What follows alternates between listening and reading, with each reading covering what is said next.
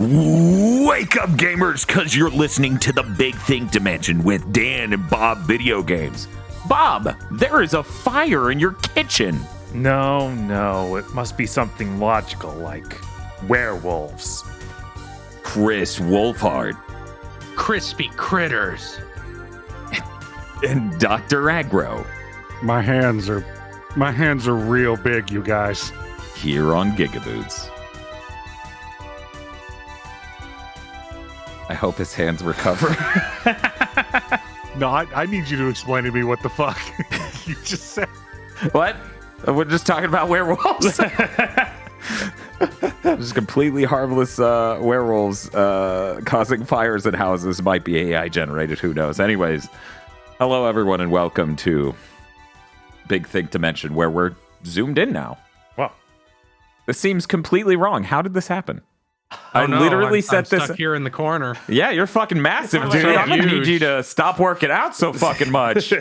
Jesus Christ, let's get him in there. Okay, here we go. The state of play got him really excited. Right. Anyways, there we go. I will also get up to fix our cameras. Anyways, I went to my niece's wedding. That was a nice little vacation for like 3 days. Cool. It was hot because it was in South Florida. Yeah. That it's sucked. even hotter than up here. The rehearsal was at least 10 degrees hotter than the day of. So, yeah, luckily, it was not as bad on the day of. Anyways, I hear you played a video game while I was gone. I did. And Eric had to be there with you. Eric joined me, yes. I don't think he liked that. Bob, tell us all about Wanted Dead. Yeah, we played all the way through Wanted Dead, the incredibly massive game that took me like 7 hours to beat. For people who don't know, this is a third-person shooter with melee combat in it as well. It's made by former Ninja Gaiden devs and the people who worked on Devil's Third. They also recently made Valkyrie Elysium. Oh, yeah, this is the Valkyrie Elysium people. That game was better, unfortunately. Oh, my.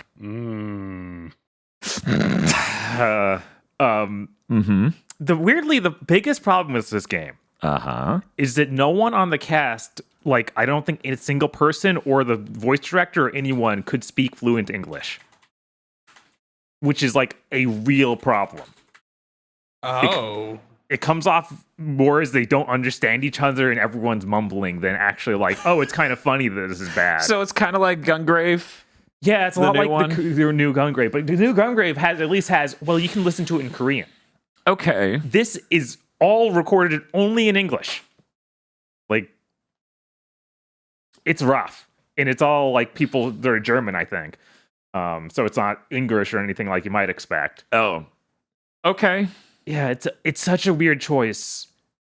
It doesn't feel like an intentional choice either. Okay. There's just a bunch of scenes that are supposed to be charming, like building the team. Because you play as this one woman who's broken or been released from prison because she's like some hardcore war criminal who's going to join the Hong Kong police. Mm-hmm. And it's unclear exactly what she did before they got her in prison. But now they need someone really, really bad to deal with these cyber crimes in cyber Hong Kong. They needed a bad dude. Yes. She's going to save President Reagan. So you have like her and then a squad of other people is basically the same sort of backstory. Like one guy's a mute guy who can hear you, but he speaks only in sign language. He's probably the best character because you don't have to worry about his voice actor being bad. Mm-hmm. And then there's like three other characters and they all fall flat because they can't act at all because they can't speak English. Cool. Yeah, it's rough. It's brought down so much by this. Okay, I was going to say the core question at the middle of all this, at the center of all this, I feel like is this element of it adding some esoteric je ne sais quoi that makes it distinct, or is it just ruining it? And it sounds like you're saying it's just making it lesser. Yeah, it just makes it lesser in every way. That's Like it's really unfortunate because I think that the core gameplay here is actually pretty fun. Like the melee part feels a little bit janky. Like the hits like don't. Devil's Third. Not as good as Devil's Third. What do you mean? Like Devil's Third has that really good feeling of you picked up a melee weapon. This will kill if you get close. Yeah. You have the gun that will kill anything. Mm-hmm. Like you can do a lot of double surge by just shooting dudes that come up you with swords was in the head. And this is a lot of the time like, no, you got to fight them with your sword because they have like they're almost bulletproof. Like they can take 100 bullets. Okay. All right. Which is lame. It's like, no, I'm sorry. The funny part is when the ninja comes up and I shotgun its face off. That's true. That's just always going to be true. Taking a shotgun to a ninja's face will always be true. It also has a skill tree. Mm-hmm. It shouldn't though, because the entire skill tree is made of things that should just be unlocked from the start. That is the worst skill tree in a video game. Like you start out with the ability to parry. You need to buy the ability to attack after a parry. It's stuff like that. Stuff that's just like obviously you should be able to do that. You have to unlock the skill of walking with your right foot as well as your left. That's insane. I've never. Yeah. I don't think I've ever played a video game where it was like you parry, you can't attack under that unless. Yeah, you also unlock grenades through the skill tree. Like that should just drop. Like what? Bob, I do not believe I like this game you're describing very much. Yeah, once you get everything unlocked, it's like, oh, this is kind of fun and good. It's still like brought down heavily by the story. And then between every real mission, you do a mini game or two. Mm-hmm. And these mini games are really bad. There are two different versions of mini games. One is a karaoke. You know, that makes sense, right? Yeah. That's what you make. Sure. Sure. The other is ramen eating, but for some reason, it's just also a rhythm game. Like a music is playing and you have to hit buttons and sync with it to eat ramen. Oh. I don't know why it's here. All right. Also, it has one of the worst rhythm mini games I've played in anything because a lot of time is the symbols are coming down the path. It'll stutter. Like the button prompt will stutter, so it's hard to hit it on time because it's not moving right. God, that drives me insane. Yeah. Okay. There's also a Gradius knockoff. Okay. Was that good? No. Was anything in this game good? Nothing was definably good, but like I said, the basic gameplay was kind of fun. Like there are definitely problems, but it's still kind of fun. But it was kind of fun after you unlocked all the basic moves. Right. How long did that take? Luckily, all the like really basic this should be here already moves you can get within the first 2 stages or so. Okay. So it's not too bad on that front. Okay. They give you experience points really fast because they know there's a problem. Like you fill out the thing almost completely like 2 stages before the end. That's good. You know, I want to get and this seems like a game I would never want to pick up again. Yeah. I would like to see everything before the game ends, frankly. What if you just unlocked everything 2 stages before the game ended because you're a pro gamer? I don't think that's what happened. I don't know, that could have been what happened. The Gradius game though is really weird because I've never seen a shmup where every weapon power up that's other than your basic gun is really bad. Like what? Yeah, like that's where the sauce is supposed to be. I know, right? Instead, if you upgrade the basic gun, it's good. But every other gun is like lasers heat seek and lasers that goes to penetrate stuff. Okay, when you upgrade the main gun, what does it do? Like double up where you shoot 2 bullets at once? Yeah, it does that sort of thing. Okay, because I was forming my own my own dimension of pain where it's like, no, you get the one that shoots behind you. But yeah, it's literally like the other weapons don't shoot fast enough to kill like anything. So you'll have, you know how Gradius often has this thing where it's a line of dudes coming in? Yeah. Yeah, and you kill them all and get a power-up. Uh-huh. The other lasers are so bad they can't kill all of those. I can't even begin to comprehend a laser in a Gradius game that doesn't just melt through shit like it's the 10,000 degree knife. I know. But they did it. Bob, you are consistently describing the worst video game I've heard about this year. And then they have your ship you're playing as this robot. Like, so it's the sprite for it's huge. Okay. It's really hard to tell what is going to kill you. And it has Gradius levels, so literally there's a bunch of walls you have to avoid. So yeah, it's one of the worst shmups I've ever played. is just secure in this game for some reason. Cool. The only good mini game. Uh-huh. There's a crane game. A crane game? Yeah, like a where you use a crane and pick up toys. Oh, a claw game. Yeah, claw game. Oh, okay. Yeah. Yeah, and then they have that for. There are two versions of it. So there's one where you're collecting. Oh man, what are they? They're like artwork and stuff to unlock for a gallery, and then another separate one that's just entirely figures of characters in the game.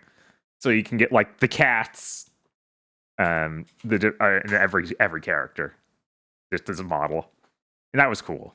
Cool. They even did a 3D model of the robot ship that's for the Gradius knockoff. You just said the best part of the $60 fucking video game was the claw game. Yes. Minigame. That's After the only. describing countless other minigames. Yes. And a story that is awful. Mm-hmm. Oh yeah. Also locks the true ending behind the super hard difficulty mode. Ooh, for the real gamers. Yeah. Are you a real gamer? I don't know. I don't know if I'm gonna do that. Also, because it's made by Ninja Guy and devs, they're insane. So you can't do go to a hard difficulty with all your unlocks. So you have to just start a new game with no unlocks and redo the whole skill tree. Even though, like I said, the skill tree is all stuff that should be there. I'm really glad I left out. That's great. Yeah, I feel like Uh-huh. this game would be a lot easier to recommend if the story was charming instead of a mess because no one can speak English. Cool. Oh yeah, this also does this weird thing of every boss fight like has two phases. The second phase is basically always easier. It's like one of them is literally this person has a cloaking device, so they go invisible. Second half of the boss fight, you break their cloaking device, so they can't do invisible anymore. Oh. Like, And then they pull out some other trick to Right. compensate for the No. fact that you. Oh. They're just pissed because they're half dead. yeah, it's You're having Wanted a Dead good- is rough. You're having a good string of games so far this year. No. Wanted Dead, Forspoken, and It's- you may have been playing something else a little bit recently. Yeah, and hearing that stuff about Octopath isn't very encouraging either. What stuff about Octopath? Where the characters still don't interact at all. Yeah. Yeah, it was like I mean, given my other options here of these 3 other games, Yeah, I might just be like, well, whatever, it'll be fine. Octopath is a king compared to those. Well, I mean, Great. they don't not interact at all. They just didn't fix it the way they said they fixed it. From what I hear, like there's a bunch of like extra chapters where 2 characters will go on a chapter and do a thing together. It will exist Ooh. in a void with no other character. That's But the that's important an improvement. The important thing is that it happened and you were there for it, and you know those characters are thinking about that while the rest of the game happens. Bob. Oh god, there's also level 1 of Wanted Dead. You fight a giant robot tank, or like spider tank. Mm-hmm. And before that, you're going through like the company that makes HQ. So you see models of all these other cool robots. You never fight another one of those. They should have all these cool robot models made, and they never use them. Well, they weren't up to production yet. I guess They were in pre-dev. Oh, man. Yeah. This sounds terrible. Yeah. This sounds genuine. I was excited for the Wanted Dead stream, and I was kind of bummed out that I was going to be out of town. Uh-huh. But then on the hedging of my bets on the chance it was going to be dog shit, I was like, you should probably do that Friday. Just because no one's going to even remember it a week from now. Mm-hmm. And imagine you delayed it, and then I come back, and we have to do that instead of PSVR 2. Right? That ain't happening. It also does. It has a bunch of different ways it tells the story. So flashbacks will often be anime, like literally Okay. go into anime mode. Good anime or really low budget? It's really low budget. Okay. It's a lot of still frames, but they animate together usually. Okay. Cool. It just looks pretty rough, and for some reason in flashbacks it looks cyberpunk-esque. Ooh. Like very deliberately cyberpunk the IP. Yes. Okay. Yeah. It's weird. It's a really weird grab bag. I would suggest maybe trying it out when it's really cheap, like 30 or 20. Did you hear this, man? He just spent 20 minutes disassembling this game. Yeah, Then he's like, you should try it if it's cheap. I'm like, life's short. Nothing about this sounded appealing. if you're an action game junkie like I am, Okay, there we go. Now that's a qualifier. it's worth it. Okay. If you're willing to lick action game off of a Burger King wrapper I found in a dumpster. Yes, because there's nothing quite like it. And that's that special spice. That's great, Bob. Yeah. Do you want to know what I was doing while you were eating garbage? Sure. So I took that trip like I was talking about. I brought my Analog Pocket, the portable FPGA system where it can play basically every console up to, but not including PS1 and Saturn. Mm-hmm. I got really into checking out fast ROMs, which are a thing I found out about recently. Did you guys know, like, there was a quality of Super Nintendo cartridge they could have printed the games on where the Super Nintendo would run faster? And basically everyone went, well, that's expensive, so no. Right. So people are making ROM hacks to port all of these games over to that faster mode called fast ROMs. So I played a lot of SimCity, and I got the fast ROM version of SimCity on that Analog Pocket, and it runs really smooth now. Did you beat it? No, fuck no, I didn't beat Okay. SimCity. All right. Fuck no, I can't even get a Megalopolis. Oh. That shit's hard. They want you to stare at the game for like hours as you build the ideal structure and just go, it'll figure it out eventually. It's anyways, I enjoyed my time with SimCity. I got like Metropolis, which is 100,000 or whatever people. So that's a shitload of people for that game. There's only one thing about this, which is the Megalopolis, which is 500,000. Which is really good because naturally, from my own brain, I nailed that pretty easily after a few tries. Then I went and read an insane strategy guide for SimCity written by a psychopath on the internet. And since I took that man's advice, I have gotten nowhere near as good a city. Huh. And I'm like, yep, the GameFAQs legacy lives on. Yes. As always. Uh-huh. So They're like- a raving derelict walked up and started suggesting things to you, and you listened to him. Mm-hmm. I needed to know if it would work. It would not. You should be glad that he just told you strategies about SimCity and didn't give you investment advice. Here, take this Burger King wrapper. It'll lower taxes. Okay, sure, yeah. Oh, is that a little sauce on that? Let me just lick that up right there. What year was that published? Did you notice? SimCity on SNES? No, the GameFAQs guide. It wasn't a GameFAQs guide. This dude hosted this on his own website. Oh. I was trying to find some Okay. deconstruction of how SimCity on the SNES like code works. Mm-hmm. And the only thing I could find for strategies on the internet basically was this man's insane ravings that don't make sense. The funny part is, you can clearly tell he hosted this guide originally on his personal website. And then since he started doing like wedding shit, he just put it on a hidden page on his wedding videography website. So I'm just on this page that's for this dude's wedding shit, and I'm like reading SimCity tips.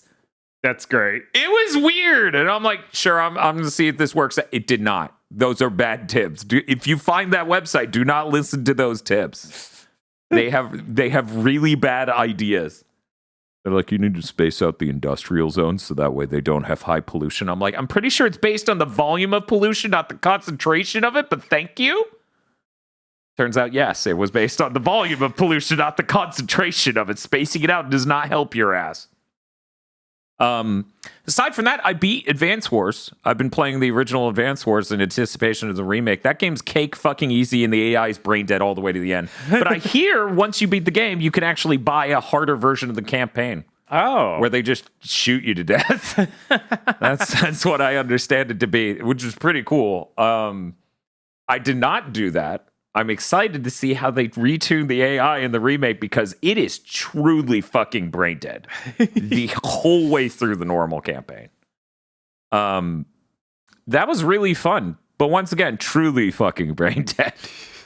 Aside from that, I didn't really do a whole lot. All I got to say about my trip is, man, kid me would have killed for the entertainment options I have as an adult with a large smartphone and like mobile internet and the analog pocket and all this shit. It's like, Kid Me had a Game Gear that took up a shitload of space with batteries that would die and 4 games. Yeah. Yeah. It's really changed. Road trips sure were different. They really fucking were. I read books. See, but then the light goes down. Then you gotta like squint. No, yeah. Then you got to like turn on the light in the back, and then your dad yells at you, and you turn it off. Yeah, and then your dad says, You "No, don't wait turn. 5 Don't. minutes. You're not allowed to have that light on." Yeah. Then you wait 5 minutes.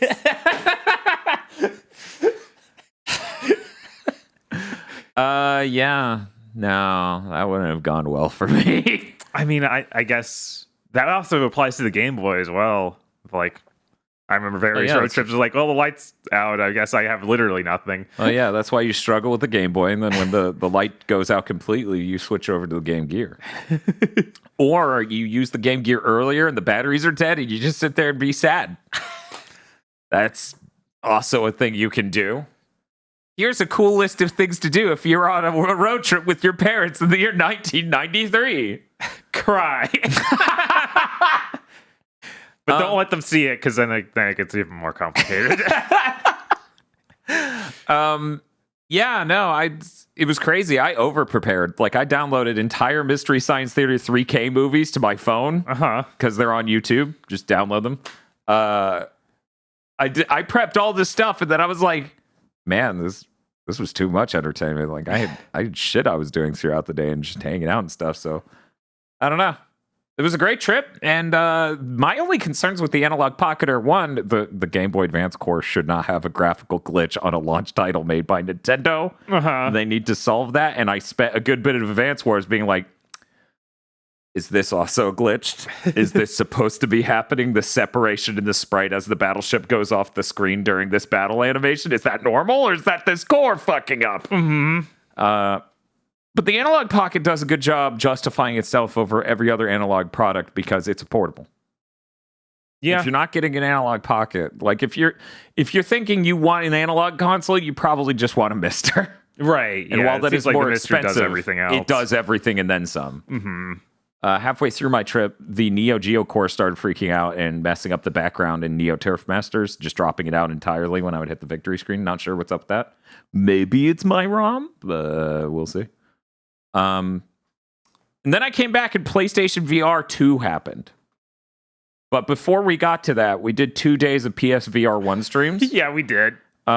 Just to be clear, we've owned PSVR 1 for about, 6 years. Bought it on a Black Friday sale for a couple $100. Had the camera and Move controllers left over from prior engagements. PSVR 1's a fucking burden. It's not a good experience. There's some fun to be had in it and some really neat stuff, but you get like, I got fatigue from that thing that was for real. I got the pain of, you're in the headset and it goes, I'm sorry, that's the wrong controller. Pick up the other one. And you can't see out of the headset like you can on the new one. Right. So I'm just like, where are my Move controllers? I hope I don't trip and die. So you're just trying to reach for the floor and fucking get it. There's so many layers. PSVR 1's just bad. Yeah. Yeah. Yeah, wearing that headset, like, it's just so much less comfortable. Literally, it hurts my head. Yeah. Like, it's way, the head strap is way tighter. The weight isn't distributed as well. It's a pain. Yeah. I mean, also, the experience itself, like the camera loses track of the controllers if you turn around or go too low. The tracking isn't that good to begin with on either the headset or the Move controllers. Yeah, the Move controllers are really rough. PSVR 1's something I would never recommend. Now, having done this legal disclaimer at the front, we got to feed Saber tacos. That was pretty fucking cool. I thought it might not be as cool going back. Me too. I thought that game better get ported. I still haven't gotten to do that. They delisted it. Yeah, they delisted the game. Fuck. Yeah, I sincerely think the only way you're ever going to get to play that is come over and play on Bob's account. Right? Because my account doesn't even have it. We had to hook up the PS4 Pro to do it because we couldn't get it on the PS5 even. Yeah. Wow. They don't want you to know how good. We have to go back. This is what they took from us. That's before we started the stream. I talking to Bob. I was like, much like you said a moment ago, I too was thinking maybe this isn't as hilarious and amazing as we remembered it being. Mm-hmm. And I was talking to him. I was like, Bob, we need to be prepared for the moment that chat gets angry. Just fucking angry that we overhyped this game, because I remember it being delightful, but there's a chance that chat watching this will not think it's funny or hilarious or anything. No, that was amazing. Yeah. Feeding Saber tacos is the funniest shit in the world. She's just talking about like, oh, Da Vinci set this up because you're my master and I'm your servant, and you need to here. I'll protect this area of the garden. You go off by yourself, and then you tell her, but I'll be lonely. And she's like, what? Oh, I guess I can go with you. And then you choose what activity you're gonna do, and the eating food one is called satisfying. And then you go to this nice little patio, and she's just like, there's so much food, and she looks excited, and you need to hand her the food. One item of which is tacos. Yes. And then she's like, oh, it's so spicy. The spice is going through my nose. And everyone in chat's like, Saber, there's no spice on this. It's just lettuce. Well, she is British. Yeah. That was a really fun time. That stream VOD will be up on the VOD Archive YouTube channel. That was cool. I do have a real recommendation for a VR game. If you have PSVR 1 and are ready to do that to yourself again, or if you have a PC headset, because it's also on Steam, I highly recommend Paper Beast. Paper Beast is made by the creator of Another World, which those out of touch might know as Out of This World, because it was renamed for America when it came out a billion years ago. Because apparently there was a soap opera called Another World. Huh. Yeah, that's what I heard anyway. They had to rebrand it in America for that reason. Anyways, this is the most amazing game Eric Chahi's made since that. You're a person on an alien planet with paper beasts everywhere, and you need to solve how to travel through the environment by interacting with them. So it's basically a puzzle game, almost like a Myst-like, but through you engaging with the environment and these strange origami creatures. It is amazing. I had completely forgotten about this game until you mentioned it after the stream, and it was like that scene in Ratatouille. I just drew back to the past. I couldn't remember the game at all, but I remembered the feeling of, oh, I think I'm about to buy a PSVR. Yeah. I was like, oh, cool, Eric Chahi, this game, great, awesome. I'm super interested in that. It looks like I'm just looking at cool art. And that's not the game at all. There is a game there. Right. It basically is like Another World, where you have to use your abilities and movements to engage with the environment and successfully traverse the alien planet, with no speech and everything else, but in 3D and in VR. And it's a really great experience. I highly recommend Paper Beast. It also has a really cool intro. I don't want to spoil, but yeah, we don't want to spoil the intro, which is why I haven't mentioned it at all. Right. But it fucking surprises you. That game is really cool. That is a cool ass game. They should port that to the PSVR 2. I'd buy it again in a heartbeat. Bob, were there any other PSVR 1 games you wanted to talk about? Déraciné, I think that's how you say it. Yeah, Déraciné. Déraciné is what I've heard. Déraciné? I was about to ask, how was that? That was actually really cool. This is a FromSoft game where you play as a fairy who's just having a little mischief. Yeah, just does a little mischief in this 1600s medieval school, or not medieval, but like British school or something. Mm-hmm. It's really neat. You have 2 rings. So this is, of course, connected to the Elden Ring, Eternal Ring, Elden Ring universe, I assume. Sure. They're all FromSoft games are the same fucking universe. Yes. So you have like 1 ring of time and 1 ring of life. And you can literally suck life out of one object and put it in another. So like in an early thing, you like suck life out of these grapes and put it into a flower and it grows. And then the big mission I had to play was go around this school and poison these children because for some reason the one child who's trying to get in contact with you is like, the only way to make them know that you're real is to pull this prank on them. Yes. Where we put all these herbs into this soup that we're making. So every kid has their own herb they're hiding, and you need to find it and put it in the soup, and then you make the soup, and it knocks the dude out immediately.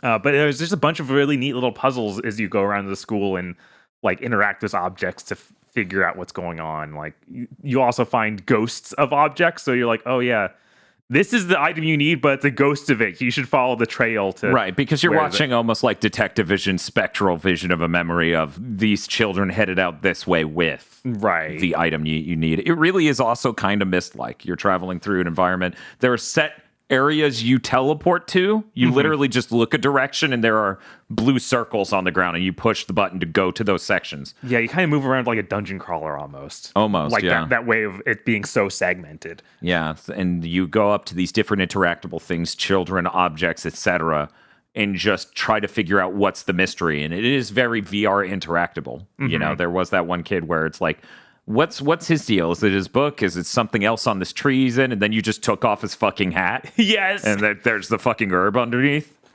It seemed really cool. Had I not just come from Paper Beast, I would have been a lot more hype on that because it's the words version of Paper Beast. And I'm like, I don't know. These children aren't weird origami nightmares. Yeah. It's definitely the same sort of thing. I like the style a lot more than Paper Beast, but I understand Paper Beast is obviously like also way more stylized. We should bring it up from the outside. The PSVR 1 capture is bad. Very. But from the outside of Paper Beast, you couldn't see most environments. It was too dark. Yeah, that sucked. I'm like, Dan sure is going around darkness for like 15 minutes straight. I didn't know for a while that they couldn't see at all. Yeah. Meanwhile, it was dark in the headset, but I could still see contours and things, you know? Right. As it turns out, when you have 3D vision, these small differences in brightness can very easily articulate shape visually. That's that game. Sorry. Anyways, Déraciné. Yeah, I think Aggro would really like that. I hope they port it to PSVR too, but it's from Soft, so the last thing they want is their PS4 games ending up somewhere else. I know. It's like, come on.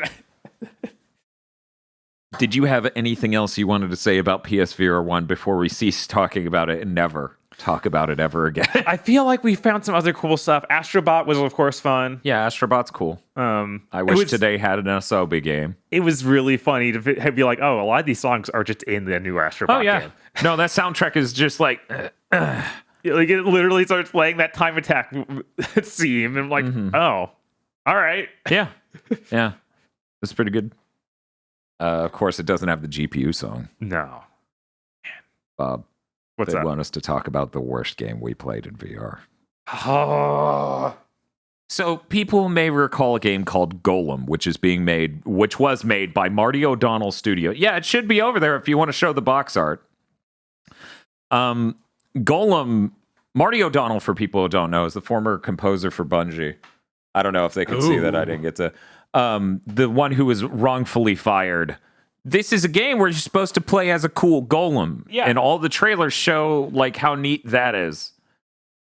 This was the worst experience we had in VR, as for about 10, 15, 20 minutes straight, it just gives us cutscene after cutscene after cutscene. Imagine Half-Life 2 opened with 20 minutes of you not even moving around while a cutscene happens. You're just sitting there while a cutscene happens for 15, 20 minutes. It's forever. Yeah, and a lot of times they're really bad at showing it. So they have the dudes who are emoting like 10 to 20 feet away from you. Yeah. So you can't even get like anything of like, oh, I'm actually there. It just feels like they're across the room. That's not really exciting. It's no feeding Saber tacos. No. And then the gameplay starts. And we're like, okay, we're going to possess the golem, right? We got this cool ice cream scoop of mysticism. We're going to possess the golem with it. No, you possess a thing on the ground, and then you have to crawl underneath the floorboards, and the first thing the game does is make you... First off, movement in this is awful. It's the worst movement in any VR game we played. You press and hold the move button or the trigger, can't remember, and then you lean forward.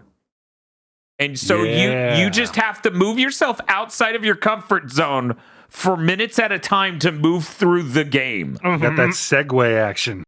It's so rough because you move so slow. And they made such big areas. Right, because you're a really small thing, like the size of, I don't know, a really small beetle. And you go under the floorboards and they immediately cover you in cockroaches.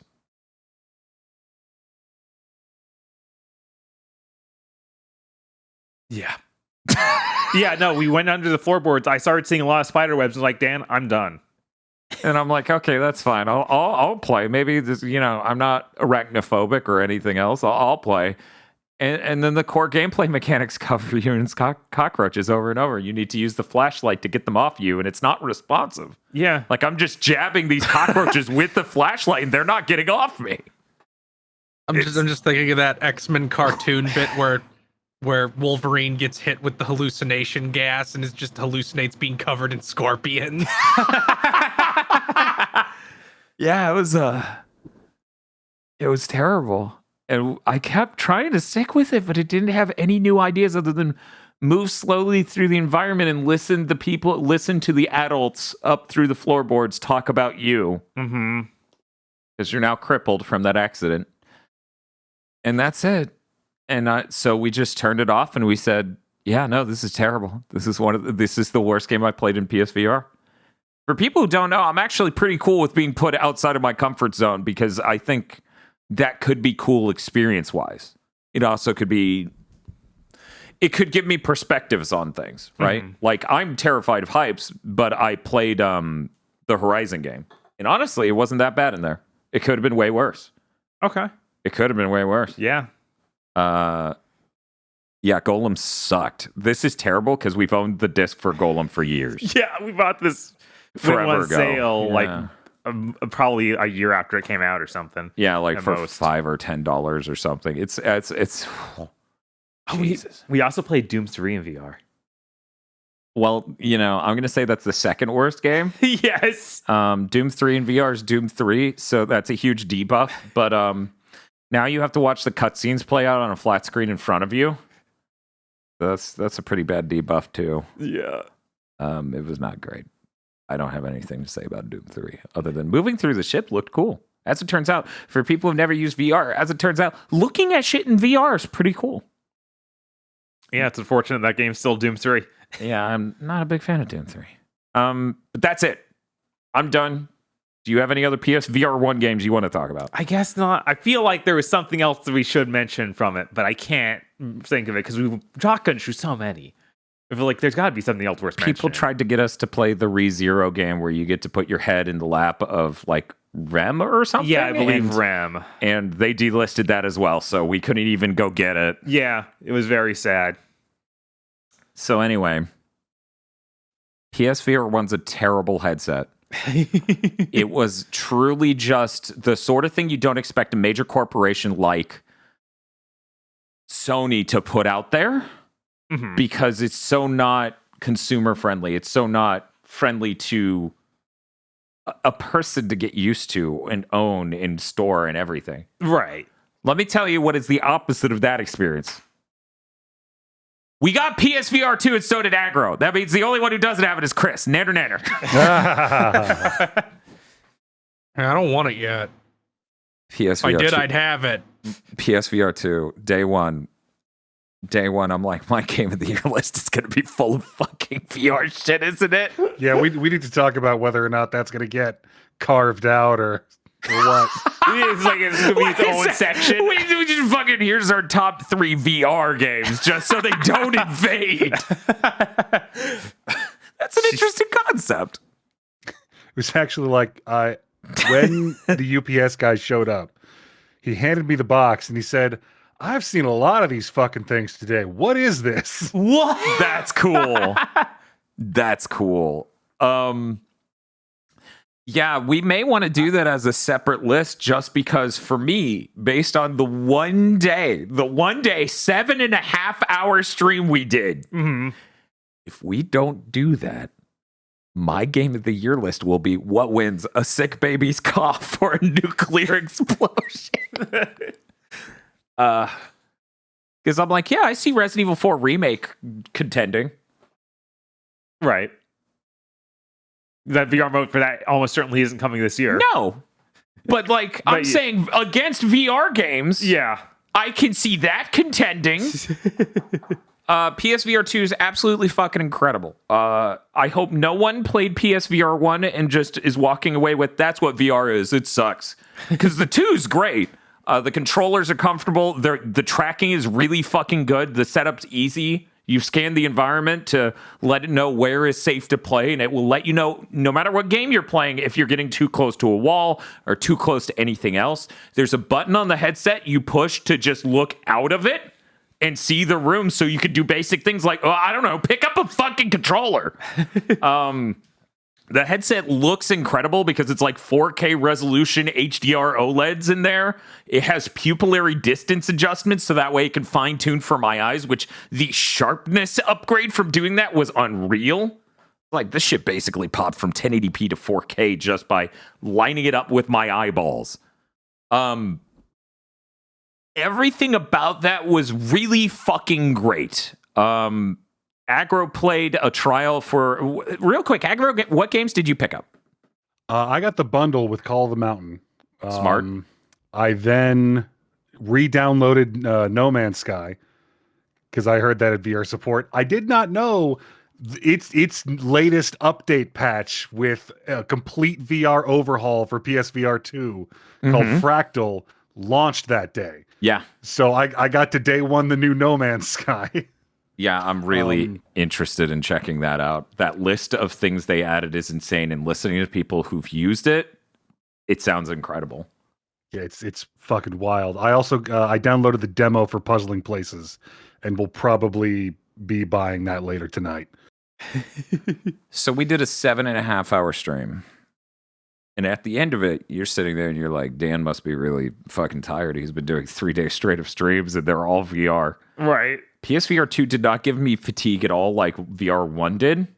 It did leave my head feeling weird a little bit. Like you were talking about the tune of like moving around the room and looking felt off. Yeah, just because that belonging in VR is like, oh, normal movement. Oh, no. Yeah, absolutely. I did another like hour and a half of Puzzling Places after the stream because that was such a cool experience.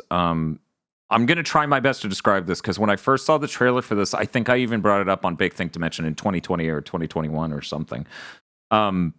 Puzzling Places, imagine a jigsaw puzzle that is a 3D model of a real environment with soundscapes that match it and everything. Because you didn't get to experience it because we didn't use the earbuds during the stream. Right. But if you bring, like, I built a temple, and you bring the temple in, you can hear all these people and other sound effects. Huh. We were building, what was it, like a Japanese alcohol shop. Right. Like a bar, probably.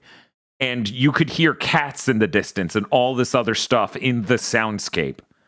It is truly something fascinating and uniquely fascinating to build these environments piece by piece as they slot into each other in 3D space to form the structure. It's not just the outside of a house. It's often the inside you're building with people and all these other things in it. And the quality of how it looks is insane. Yeah, a lot of it looks like obviously taking real high quality photos and like and with it mapped onto 3D like that, it comes off when it's in your face like a papercraft model. Yeah. Mm-hmm. Yeah, it's amazing. It's fascinating. Yeah. I see myself buying the DLC for this. Yeah, of course. Because I didn't realize they had DLC until we bought it and looked at the trophy set, and it's like, yeah, here are 2 more trophy sets. And I'm like, ooh, there are even more. That's good, because I was already looking at 50 of these and going, that's not enough. Right, and it seems like they aren't locked down to one type of thing. Like, a lot of them are landscape, but then there's like, build this, and it's literally just, here's a kimono, and you're putting that together. Yes. Like, just such a variety of different things. Like, there's interiors of houses as well as like I said, landscapes. Yeah, I'm so glad I didn't buy this for PSVR 1. That would have ruined this experience. Oh, for sure. the simplicity of moving your hands, grabbing objects, because you can just do one per hand and bring them in, and you have reference photos that you get to frame in 3D space to look at and reference as you piece this stuff together. It's so cool. Yeah, setting up your own UI, basically. Yeah, it's like Minority Report. This game has a free upgrade from PSVR 1. Okay. Oh, great. There you go. I know some of the one games have a small paid upgrade, and some of them are free. Yeah, Res is paid. Thumper is paid. I can see myself doing Res. I can't see myself doing Thumper. Oh man, I kind of forgot we didn't play Res. Like that was another one that's obviously we need to try that. Yeah. It's like, Well, no. that's okay, because Eric wouldn't leave until we promised him the Friday stream would also be PSVR 2. Because Eric was there for the stream too, and so was Tosh. It was a lot. Yeah. It really is an absolute, like, this is the first, how do I put this? The mass adoption problem now is getting the price of BSVR 2 down and getting the price of the console down. That is where I think, because when it comes to the concept of mass adoption, this is a pretty usable thing. Right. You know, it's simple. You don't have to worry about a PC, parts, specs for the games, anything like that. Yeah, the controllers use the modern controller charger type. Right. Like using something old, you just have to charge those and have them plug the headset in, and that's it. Right. And I confirmed, because I'm an absolute sicko, my 10,000 milliamp rechargeable battery can just charge the Sense controllers while I'm playing. So in my future absolutely is me slipping this bitch in my pocket, charging the right one, and once the left gets half dead, switching which one it is. Jeez. And staying in the machine. Moving away from that, though. The first game we opened with was an Akira bike running first-person shooter game. Oh, that's cool. Yeah, it was Rider? Is that Runner. Runner is very cool. Yes. You're going down the road at like 300 kilometers per hour, shooting dual Uzis at drones that are coming for you in police motorcycles while driving underneath vehicles and also in between vehicles and the wall. Mm-hmm. It is somehow, like, we just came from 2 days straight of PSVR 1, and I'm like, oh, I bet this is really going to fuck me up to do. And no, actually, it didn't really get me. Which is weird because you're going fast. Right, for sure. It has known voice actors Steve Bloom and Richard F. Carr playing important characters in it. Yes. It is very obviously inspired by Akira. It is really cool. You can do slow-mo by pulling out both of your Uzis. You can click a button on the inside of the Sense to do laser point to help your aiming. Mm-hmm. Everything about that was really, really neat. They do a dual reticle, so the back reticle is like green tint and the front one's red. So that way it's really easy to line up with your eyes to do headshots and like very precise things, rather. Like, it is so instantly smart and better than basically everything we did on PSVR 1. And it was a great experience, and it was actually one of the cheaper games we got that day. Yeah, it was surprisingly tough too. Like neither of us beat the first level. Yeah. So I'm very curious how that goes. I want to play more of it. Same. But while we're here, podcasting instead. Right. Such cruelty. We have to talk about it, but we can't play it. Yeah, that was a really cool experience. Aside from that, there's Cities VR. That was cool. I'm looking forward to doing more of that because it is very chill. And one of the main things about this headset is, unlike PSVR 1, where staying in it feels like you're holding your breath underwater almost at a physical level. Yeah. PSVR 2 is something I could literally get into and stay there. So Cities VR was a really cool thing to do. Mm-hmm. Like, just build, it's a SimCity, like, for people who don't know. It's a city simulation game. Right. Do people still know what SimCity is? They haven't made one of those fucking games in 10 years. Yeah. Yeah, no, when we looked up how long it's been since they made SimCity, it was upsetting. Yeah, it was. Being able to adjust your height from floating way high in the sky or being ground level is really cool, because there's a deep, fascinating energy to looking at anything in VR. Mm-hmm. Eric basically reflected comments I made during PSVR 1 streams during the PS2 VR 2 stream, he said, it's kind of something that just makes it feel like when 3D was new in video games again. And I'm like, yeah, it gives me that energy of like the N64 when it first came out, of just like, holy shit, this is fucking 3D. Like, there's just something about that does that. Yeah, a lot of these games look a lot more simplistic than modern games, but in VR, it's crazy. Yeah. Like that runner game visually does not look great, but when you're in it, it looks pretty cool. Oh, it's the coolest shit ever. Bless you.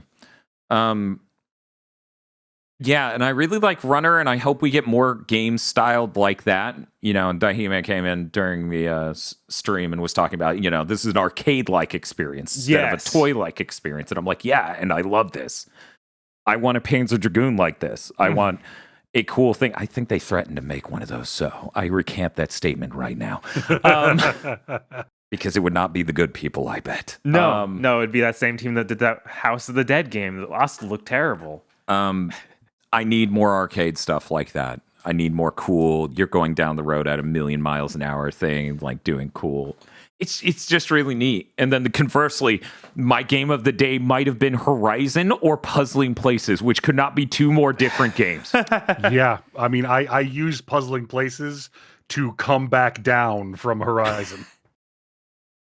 Horizon's really good is a sentence I did not anticipate saying. I don't know how long I played it for the first session because time became meaningless. But Yes. I had to stop, not because, the headset hurts. I had to fucking decompress. Yeah. I just sat on my couch and turned something on and just stared at the wall for a while.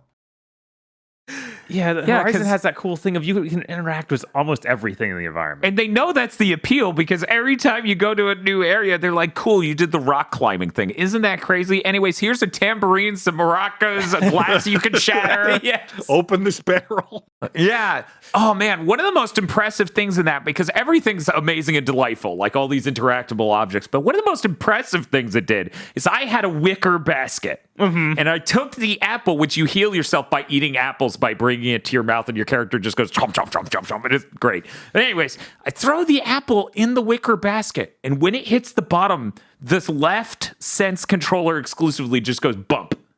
And I'm like, there's no way.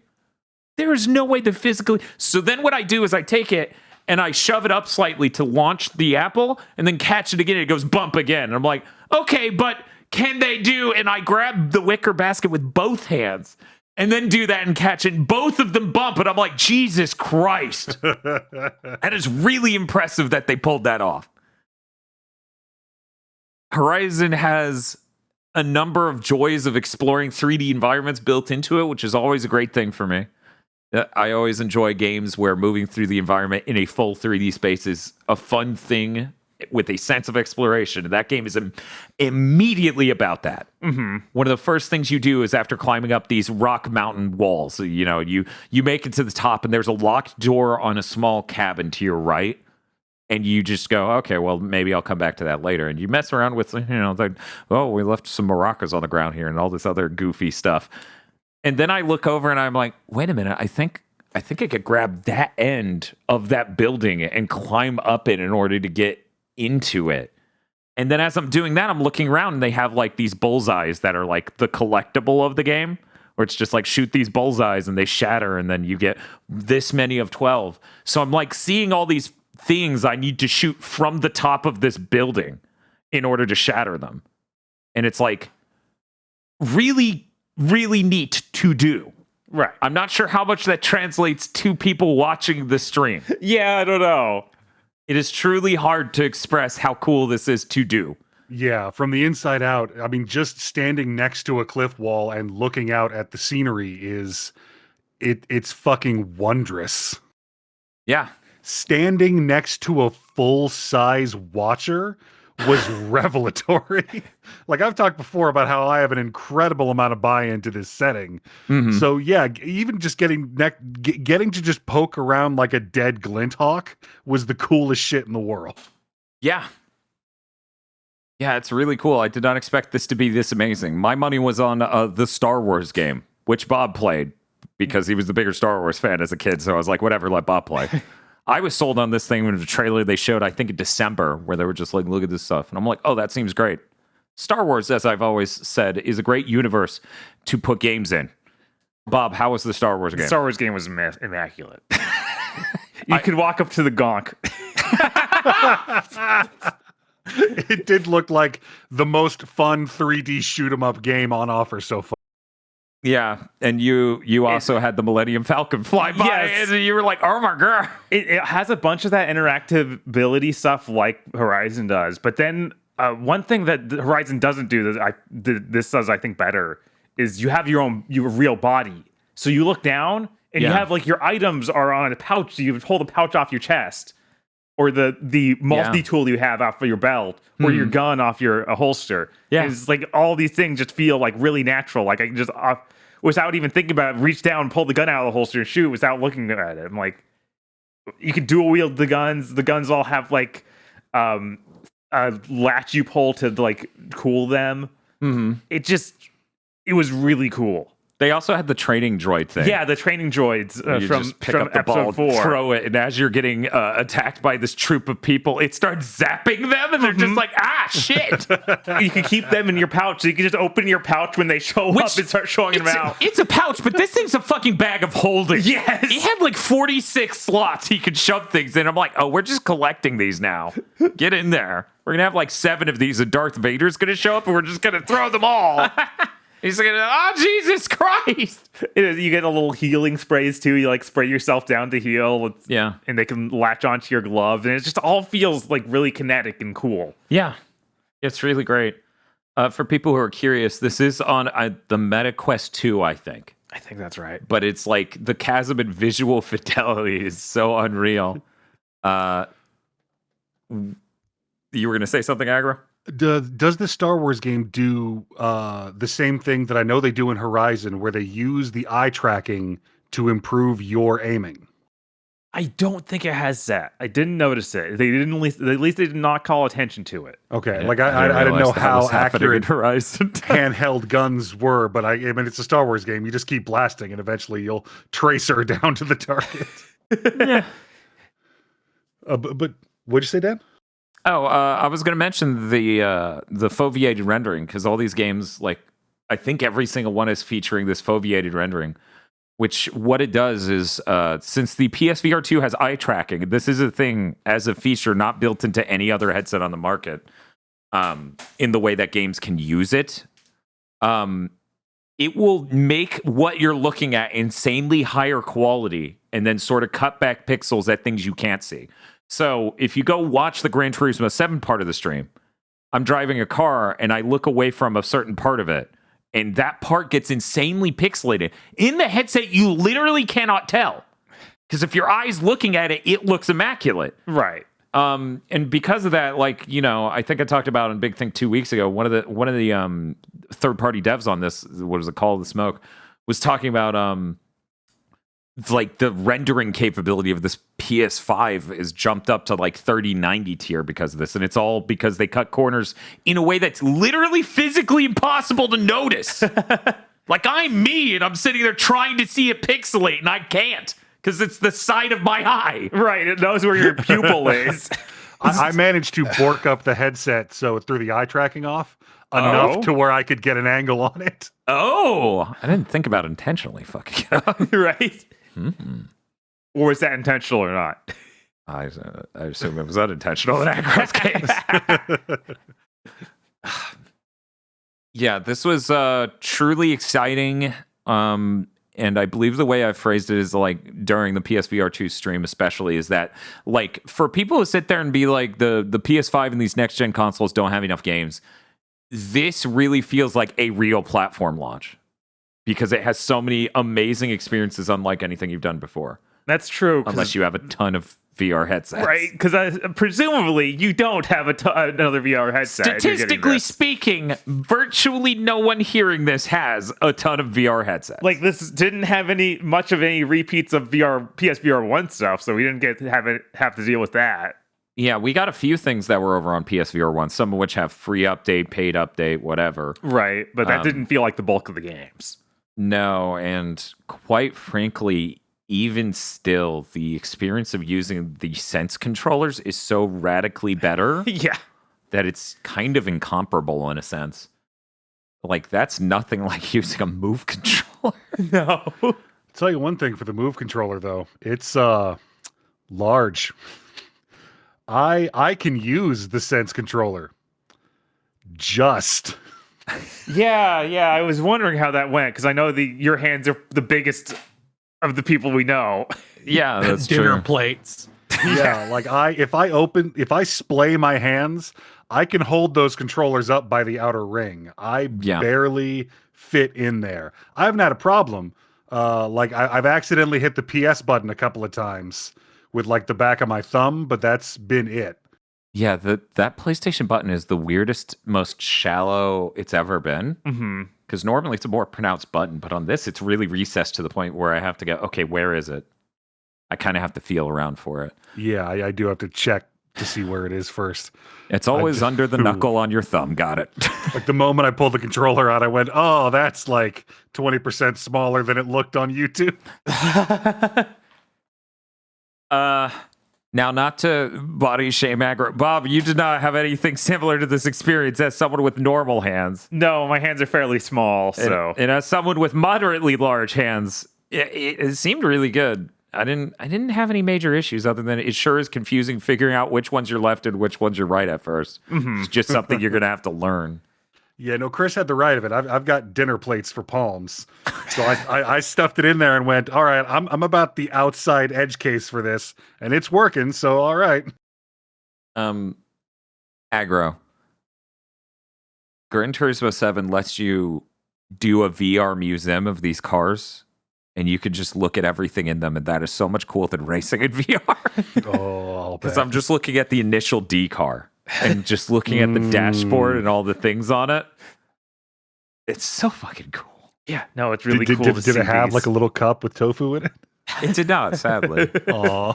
Yeah, it's tragic. I got to look at that in an insanely high quality. I got to look at my Monster Energy drink custom skin car with Mike Wazowski on it in VR. That was pretty cool too. This stuff has been pretty amazing, and basically every game we've tried has been like, you can do this seated or standing. Like, I don't care. Yeah. I'm like, oh, thank you. You get that not everyone has a room scale room to play every game in. Right. Oh yeah, one other thing about Horizon, it's great that you play as like the strongest person ever. Like you can just hold yourself by one hand. Who climbs with their feet? Yeah, I actually had the wicker basket I was mentioning before with torches and an apple in it in one hand as I single-handedly climbed the side of this mountain. Oh my god. It was so good. And then I hit a point where they didn't want me to have that, so it despawned it. I was so sad. Yeah. I will say, I kept running into a problem in Horizon where I'm climbing up the side of a mountain and I keep looking straight up to see how far I've got to go. And I keep looking straight up into my ceiling fan light. And the PlayStation's like, we can't track your surroundings. Oh. So I just got to put my head back down. It'll toss me back into the game. Oh my god. Wow. I guess you could turn the light off or something? I figure it's probably the fan that's freaking it out, but I don't know. No, it's the light. Like when you set it up, they tell you to close your curtains. It's too strong of direct light into the camera will make it lose tracking. Oh, right, because it's using 6 cameras on the headset. So if it's blowing out any of them. Okay, Aggro. Sit in the darkness by yourself in the VR headset. Pretty sure that's He's not alone. He has VR. Maybe I can just put like 100 tea candles around my room, and that'll really improve tracking. Yeah, then, like Isolation 119. Yeah, I was like, then we could get a VR chess game. How do I was going to make a Wii joke. I don't know. Sorry, what, Acro? I said I was going to make a Wii joke, but no, chess game. What the hell? Yeah, we need like battle chess, but the pieces kill each other right in front of you. Yes. Yeah. Yes. They should make that Star Wars chess game. Did you, Aggro, did you check out the trailer for Demio?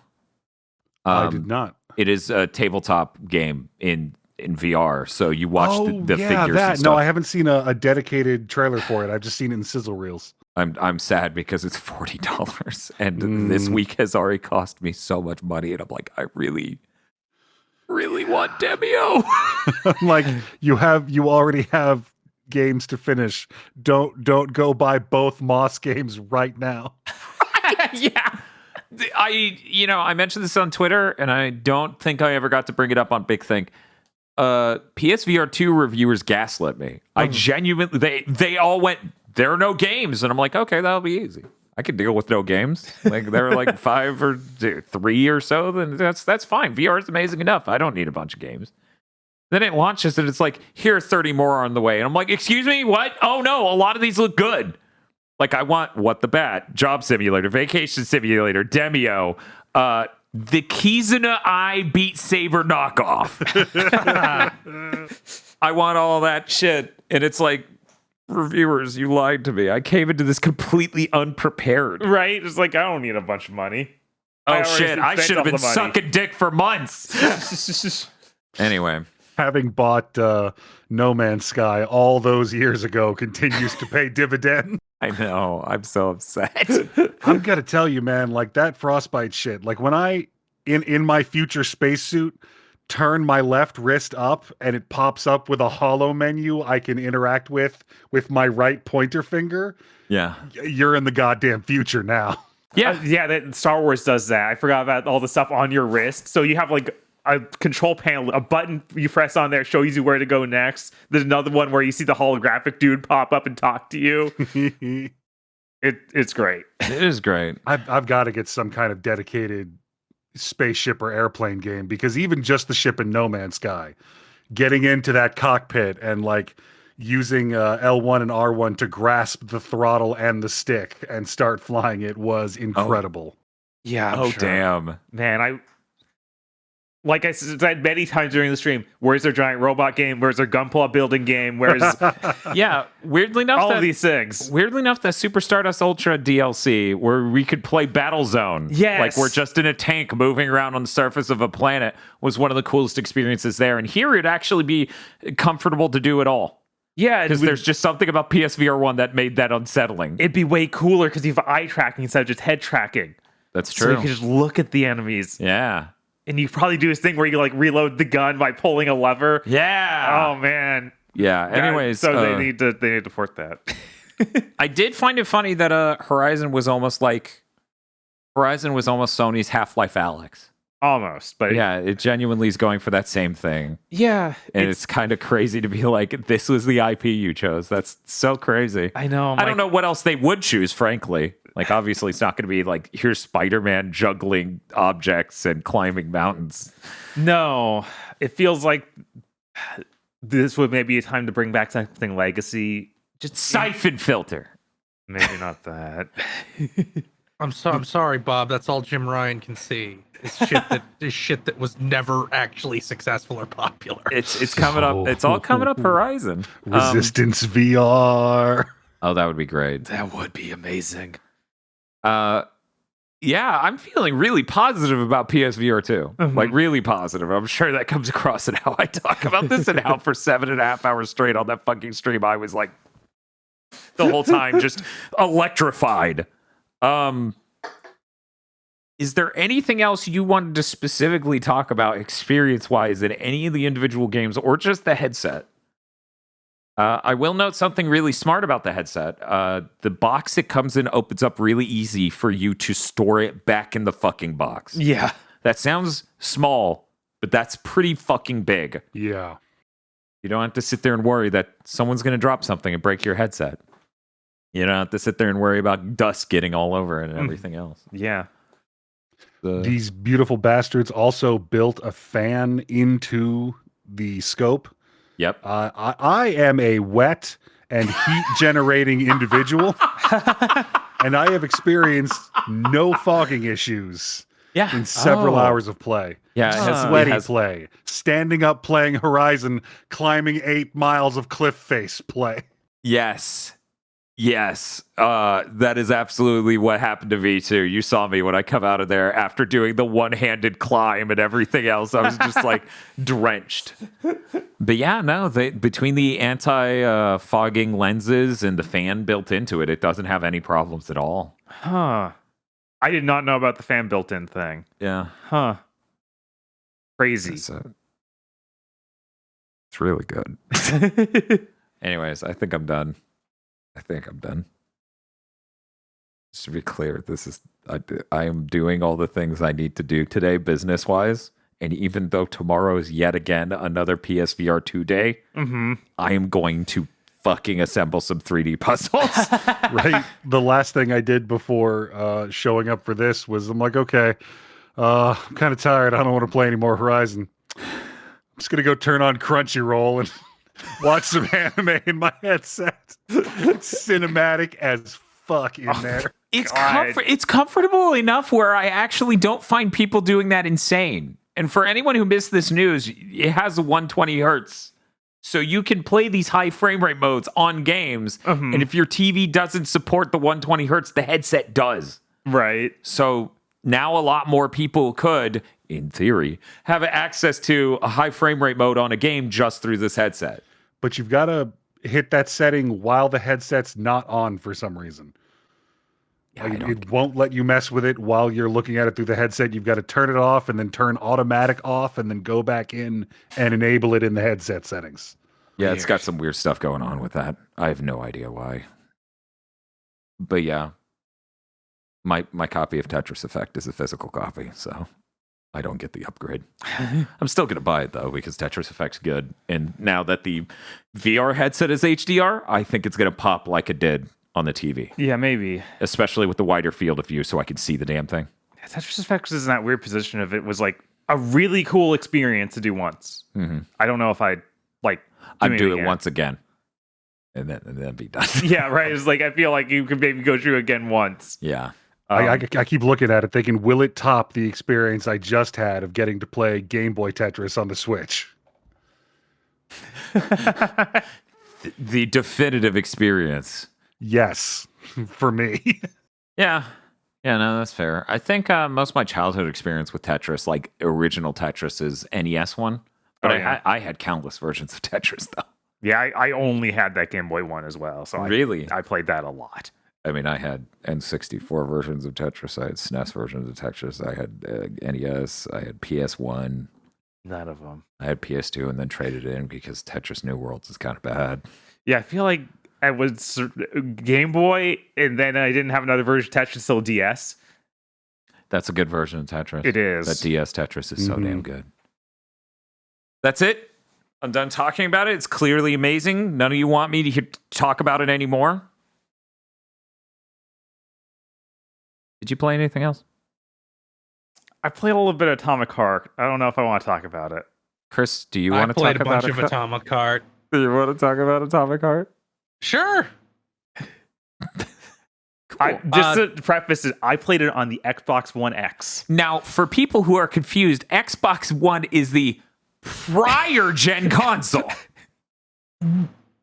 Why? Well, Dan's probably going to want to use the Series X. So you have to hurt yourself? Okay. In actuality, I paid $1 extra for Game Pass Ultimate to play it on my PC. Now you're going to play it on Series X, and Bob's like, I deserve this. And he's licking the Burger King wrapper. I'm going to try it on the Series X after this to know, like, how many things are just fixed. Yeah, Chris, The what did loading you... isn't fixed. The yeah, loading is not fixed. You played it on Series X, right, Chris? You die and you go to Yes. load screen for a solid minute. Yep. After the death felt completely, like, unfair. See, I've seen a lot of people talking about like unfair deaths in this game, and I haven't had that happen to me yet. Oh, sounds I guess like it's a skill issue. because I just downloaded this game's bullshit immediately. It's like Fran when I realized, oh, your hitbox, your collision box is way bigger than it should be, so don't stand near corners ever if you're fighting. Yeah, I don't even die in fights. I kept dying to instant kill platforming stuff. Oh? Yeah, which I hope they're just done with, because there's like this giant. I can't even think of it. There's a digging worm, and you get like a couple seconds of it. It makes a sound before it comes, and it's unclear where it's going to be. So then you're just exploded because you went to the place that was going to appear. Yeah, they front load a lot of bad stuff in Atomic Heart. Yeah, yeah, they do. I should say something about the game though. It's BioShock. Yeah, it's really direct. The opening is just the opening of BioShock Infinite. Yep. That's good. You have plasmids and guns. Like, they don't call them plasmids, but they're functionally fucking identical. Mm-hmm. Except you don't have like a resource to use them. They're on cooldowns. The main character sounds like a non-native English speaker doing English, but they may just not be a good voice actor. Yeah, I didn't get that feel. He definitely sounds weirdly different from everyone else, like in a way where he seems more modern. Like, yes, but there's just some delivery of his lines that are like, I feel like an English first language speaker wouldn't have that tone on it. I don't know. I feel like it's him desperately trying to be Duke Nukem like at some points. And not necessarily like it's bad English, but like he's trying to be funny. Yes, I need to out myself now. I think this main character is delightful. I think his catchphrase is fucking hysterical. His catchphrase being, by the way, is using crispy critters as like an exclamation. Fantastic.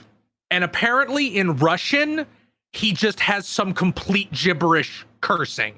So to bring that over to English, they just gave him like a nonsense exclamation. Weird. I guess I haven't played enough to hear him say it enough to realize that's his catchphrase. That's his thing. Oh yeah, he says it a lot. And it like in the Forspoken review, if you haven't watched our Forspoken review, go do that. We talk about how Aloy doesn't know how to... not Aloy. God, I'm still doing it. Frey, not Aloy. Frey. Mm-hmm. Frey doesn't know how to curse? Yeah. This dude really knows how to curse. Because, like, he'll something battle happen, and he'll just start going, fuck, for, like, 5 minutes as, like, everything is exploding around him.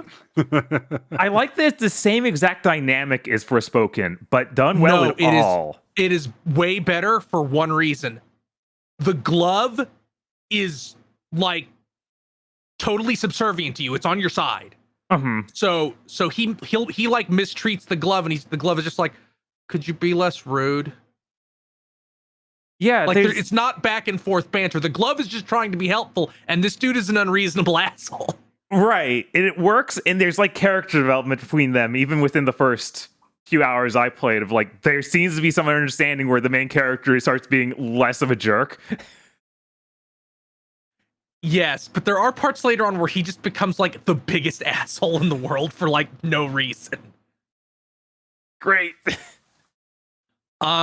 This game really like sets off the I get to scavenge part of my brain, because you get to upgrade all your shit, and you do it with a bunch of different material components that you feed into like almost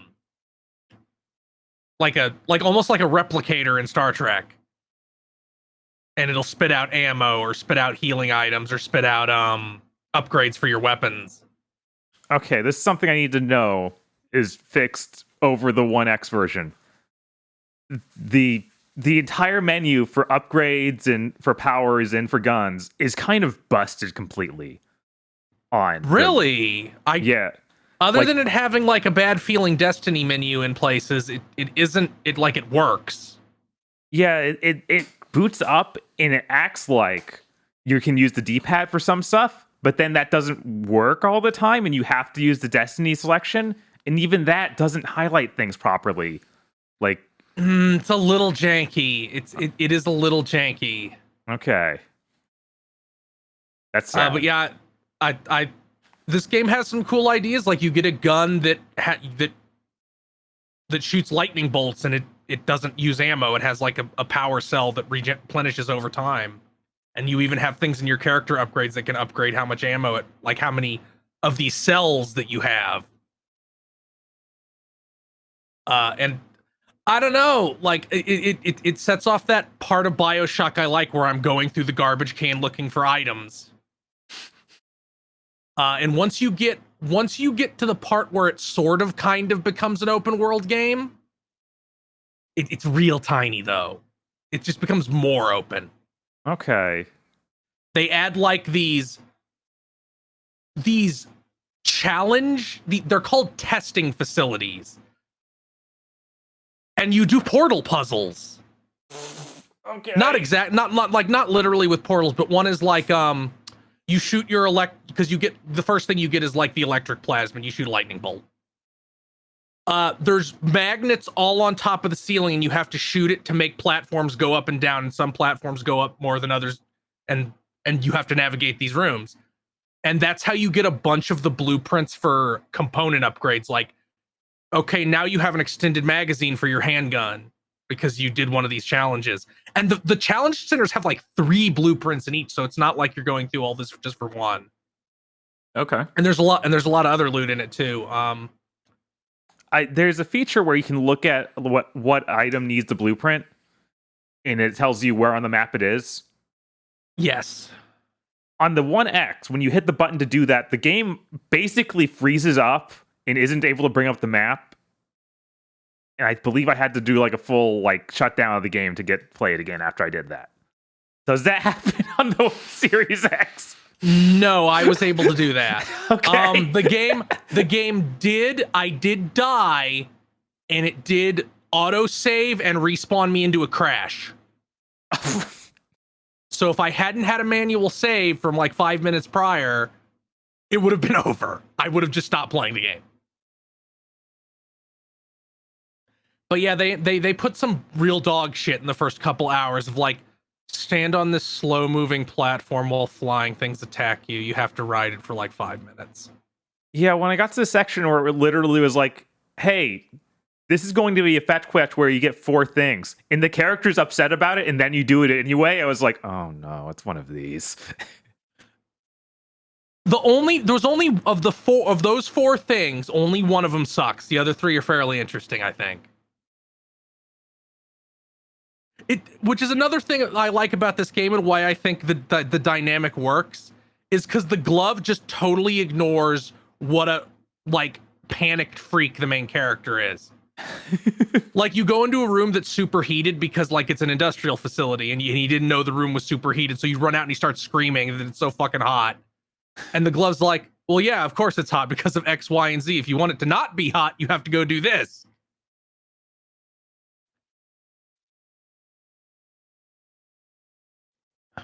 I have no idea why you would compare that to Forspoken, Bob. I kind of wonder if I didn't get out of the part of the game that has the money, because that opening part with the 4 missions, like each of those 4 things you have to do has like a set piece attached to it. Mm-hmm.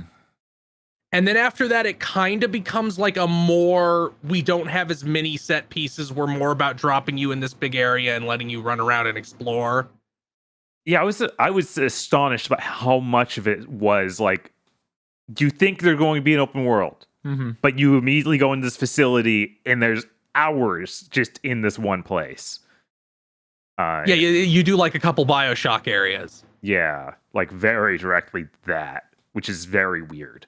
But then you get outside and it becomes like you have this much wider area to run around in that has these side objectives. I think the enemies are real funny.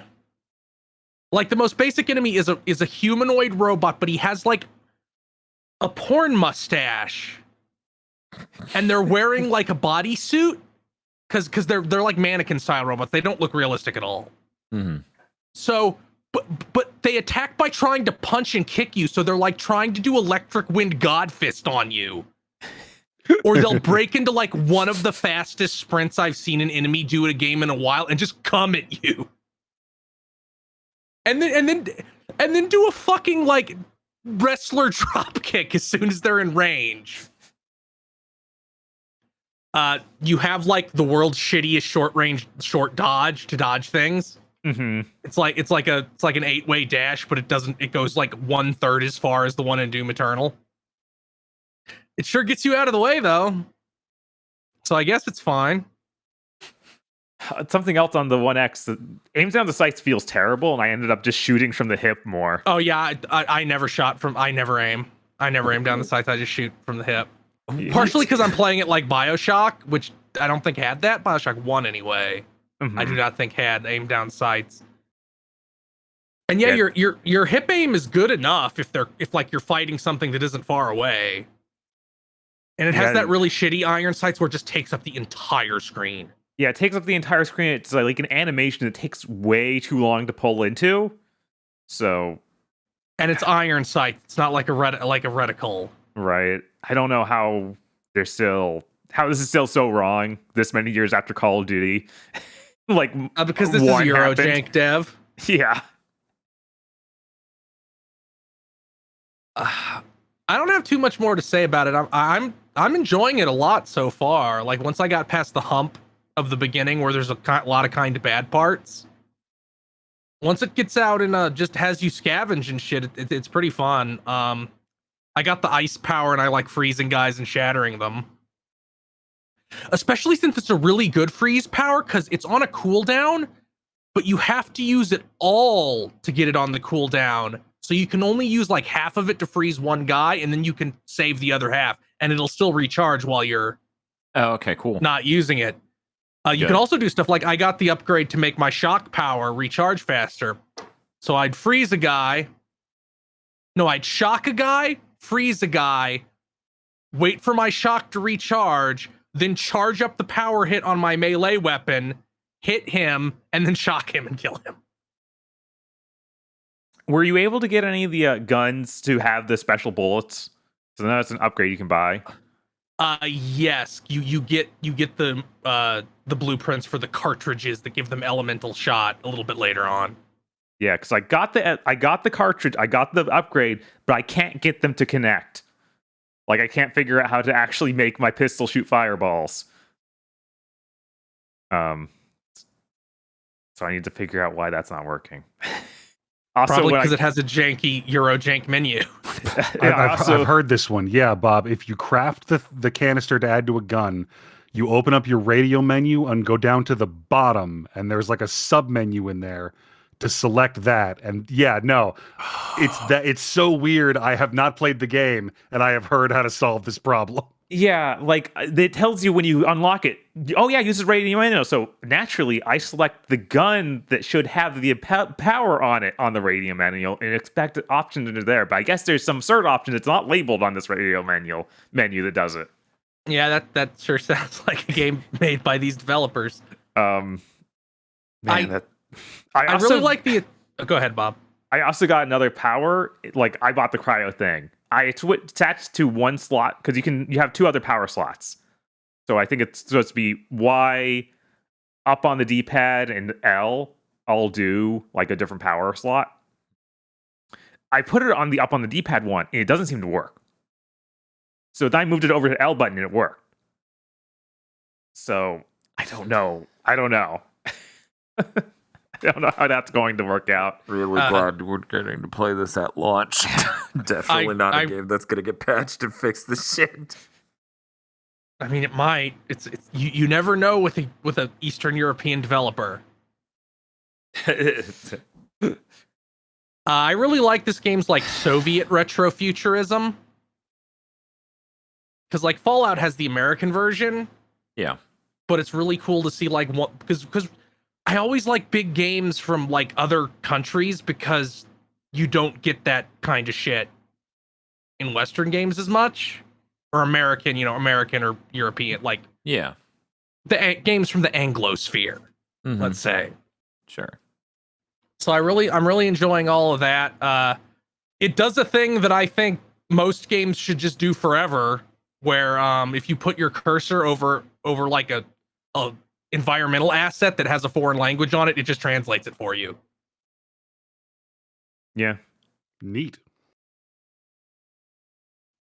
But yeah, if you can tolerate some jank, and if you liked BioShock mechanically, sure. I've been having a lot of fun. There sure are parts where I'm like, oh, this would be like a 10 out of 10 boss fight if you hadn't made it do this one thing that's really shitty and janky. I am very excited for 8 years from now when Civi runs out of boomer shooters for him to play this. But I think that's all I have to say about it. Bob? Man, there's a lot of audio logs. This sure is Bioshock. Yeah, it's Bioshock. Yeah. You also have the worst gravity gun imaginable because it's like every game ever that's not Half-Life 2 doing a gravity gun where it's like it works on some things. I hate that. Okay. It's basically I missed the tutorial about how to actually throw things with telekinesis, and I'm like, I guess I'm never doing that. it's okay. It's really dumb. You pick it up by clicking it once, Okay. and then to show it, you hold it and then release it. It feels super unnatural. Yes, that's also when you want to use your detective vision to scan the environment, which you barely have to do, by the way. You have to double tap right bumper, but hold it on the second one. Mm-hmm. They even make a joke about how weird. intuitive it is, and it's like, what you know, it's bad. No, the glove says it's intuitive. The main character says this is fucking stupid. Exactly.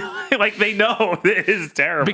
Because in the context of the game, Dan, you have this magic glove, and he's like, make a right angle with your index finger and your thumb and hold it up, and that makes the scanner happen. Okay. Oh, right. The opening of this game has someone say, oh, yeah, my locker code 0451. And I started clapping like mad. Oh, that's good. That's good.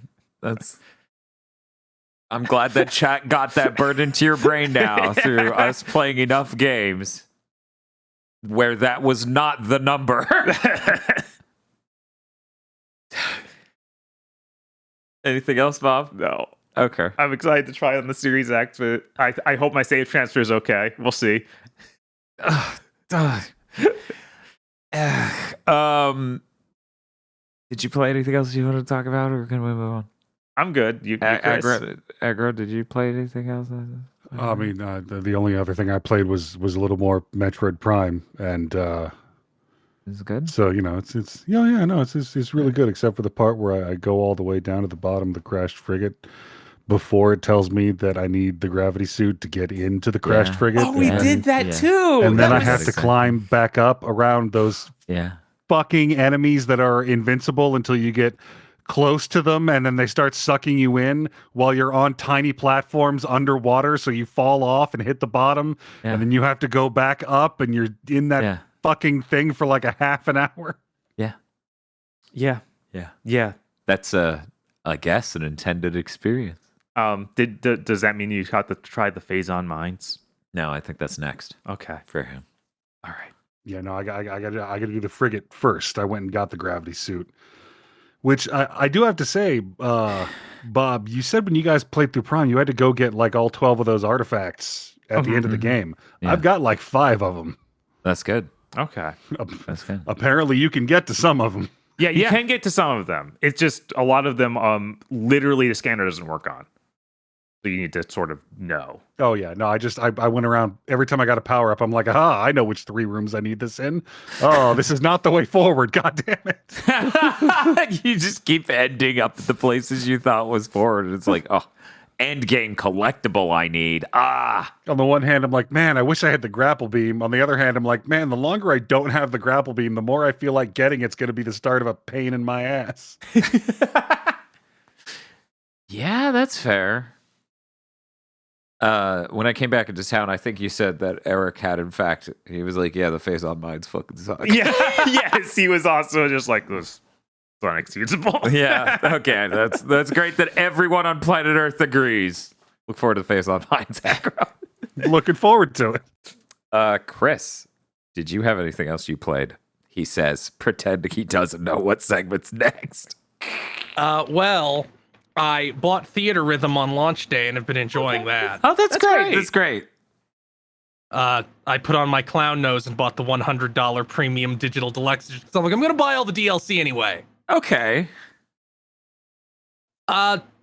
It's really good. If you like Final Fantasy music and aren't, repelled by rhythm games. Mm-hmm. No brainer. Apparently, all the characters are just from the arcade version. They didn't add any, which is fucking dumb. For one, some of the character picks are bad. Like in Final Fantasy VIII, you get Squall, Renoa, Cypher, and Laguna. You don't get any of the other party members. What? I'm sorry, Laguna's important because of Dissidia. Yeah, Laguna's important, sure, but you should have the whole regular party. And in Final Fantasy XIV, it's like they haven't updated it since like that game was rebuilt. Oh. So none of the characters from the expansions that made it the most popular fucking game in the world are in this. Yeah, also, there's the thing even I noticed from space of there's no Saz. Yeah, there's no Saz. That 13 crew not having Saz is insane. And I assume that also means there's nothing from other sequels to 13. So we probably don't have like Lightning in Lightning Returns outfit. Yeah. That sucks. That sucks. God. Did that even have snow? I don't remember. I feel like it has to have snow. Yeah, I think it had snow, I think Vanilla, Hope, and Lightning. I think that's the full group. But there's like 5 Stranger of Paradise songs, but no Jack. Why put in new what? You put in new games. Put in new characters. What's wrong I want with Jack more than I want the songs from Stranger of Paradise. What the fuck's wrong with you? Know, right? Hey, I like Jack, but I love that. Yes. It's so bad. Look, Jack's important to me. That song, take it or leave it, but Jack's really important to have in a crew. But yeah, that's my only problem with the game is that it's just like 14 and 8 specifically get really shafted. All the song picks are pretty good though, and there is like lots and lots of extra stuff. And I wonder if they'll do DLC for 16 when that comes out. DLC? Yeah, DLC, not DLC. is that 13 syndrome? Oh no, she turned it into DLC. Yeah. That seems almost inevitable.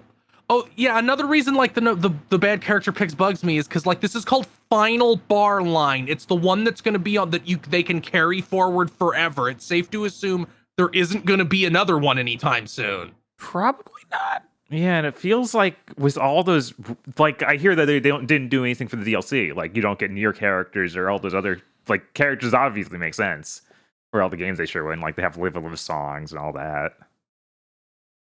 Yeah, I don't know. That it's the only thing marring it, and now I got to put on my unhappy face and do the thing everybody fucking wants me to do. Say the line, Chris. I played Saints Row 2022. Now, before I talk about this, I have to explain why this game is the way it is, because I found that out. Mm-hmm. So, Volition, during all of the run-up, all the marketing to this game, they didn't say shit about developing it. Mm-hmm. Except in one interview where they offhandedly mention it. And like the fucking missing link of evolution, everything now makes sense. The fact it's so bad in so many ways, the fact it cost so much money, the fact it took them like 6 years to make. And that is because they were making their own engine as they made the game. Yeah. And there is like 40 different studios in the credits of this, like 40 different studios from all across Embracer. Oh my God. So what I think happened, and this part's conjecture, this part is me doing conjecture. Embracer wanted an engine to not have to pay Epic as much on these projects. Mm-hmm. And we're like, Volition, make us an engine that can do driving games and shooting games and all this other stuff. And they sure couldn't. Yeah. Every single part of Saints Row, the Saints Row, is not finished. There isn't a single thing in this game that's done. Not even the driving. The driving physics are just weird and wrong. Like you can touch a curb at low speed and like get shot into the air. What? Drifting seems to give you momentum forever as long as you hold the drift button. Like you hit the accelerator very shortly for like 2 seconds and then start to try and drift, and you'll speed up and start going. I have some Mod Nation Racers tracks that I really need to try that out on. If you hit a ramp, it gives you a bunch of fake speed, so they don't have to deal with like you limply flopping off the edge of this ramp. Man, that means every ramp they have to custom make like that. It doesn't seem to be every ramp, because there's a couple where that didn't happen, but there's also a lot, like if it's a big ramp where they want you to do an impressive seeming jump, it 100% like boosts your momentum artificially.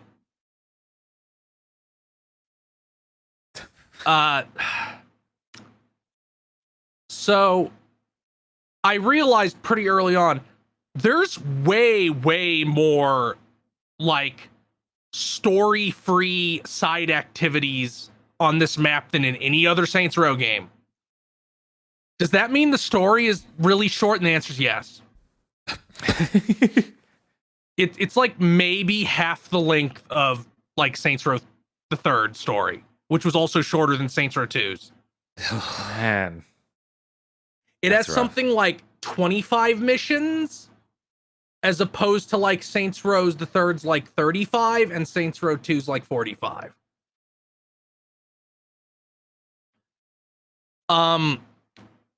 They didn't seem to understand why they did anything in previous games.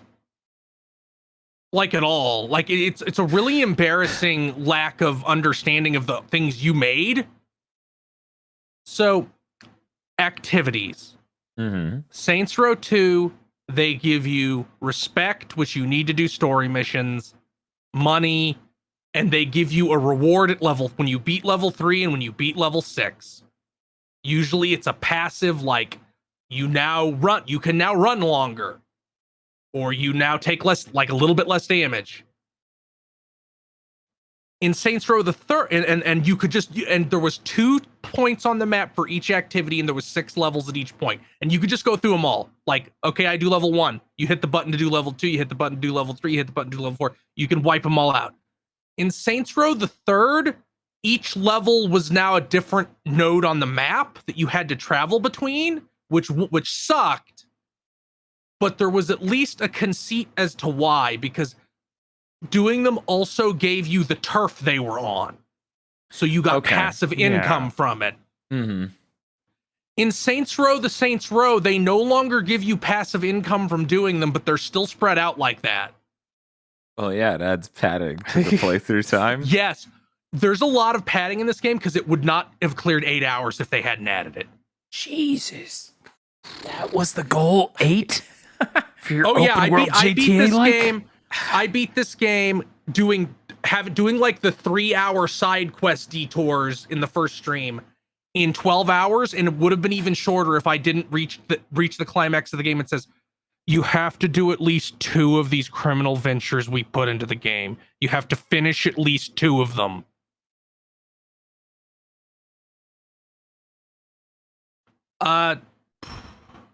They made the health system worse. In Saints Row 2 and 3, you just have regenerating health. Yeah.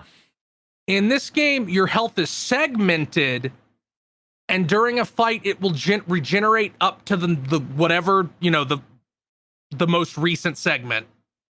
And you get another segment by doing a takedown on somebody that charges up over time or as you kill guys. So you have to do a glory kill on them, basically. Why this is, I don't know. It's not better. Yeah. And it's less suited for this game, considering all the points where they're like, you're now surrounded by guys shooting you. Right, it's like that sort of thing makes sense in a game where like there's a melee focus at all. It seems really weird in a GTA like. Yeah, it does. Enemies take a lot. Enemies are the spongiest they've ever been. Made worse by the fact that your guns are the worst they've ever been until you upgrade them. Luckily, you can go into the difficulty options and turn enemy durability down, and nothing else. Man. So their big innovation, it seems like, is also respect isn't in this game at all anymore. Now it's just experience. They couldn't even keep the flavor of it being respect to level up. Now it's just so sad. They just turned it into experience. That's so sad.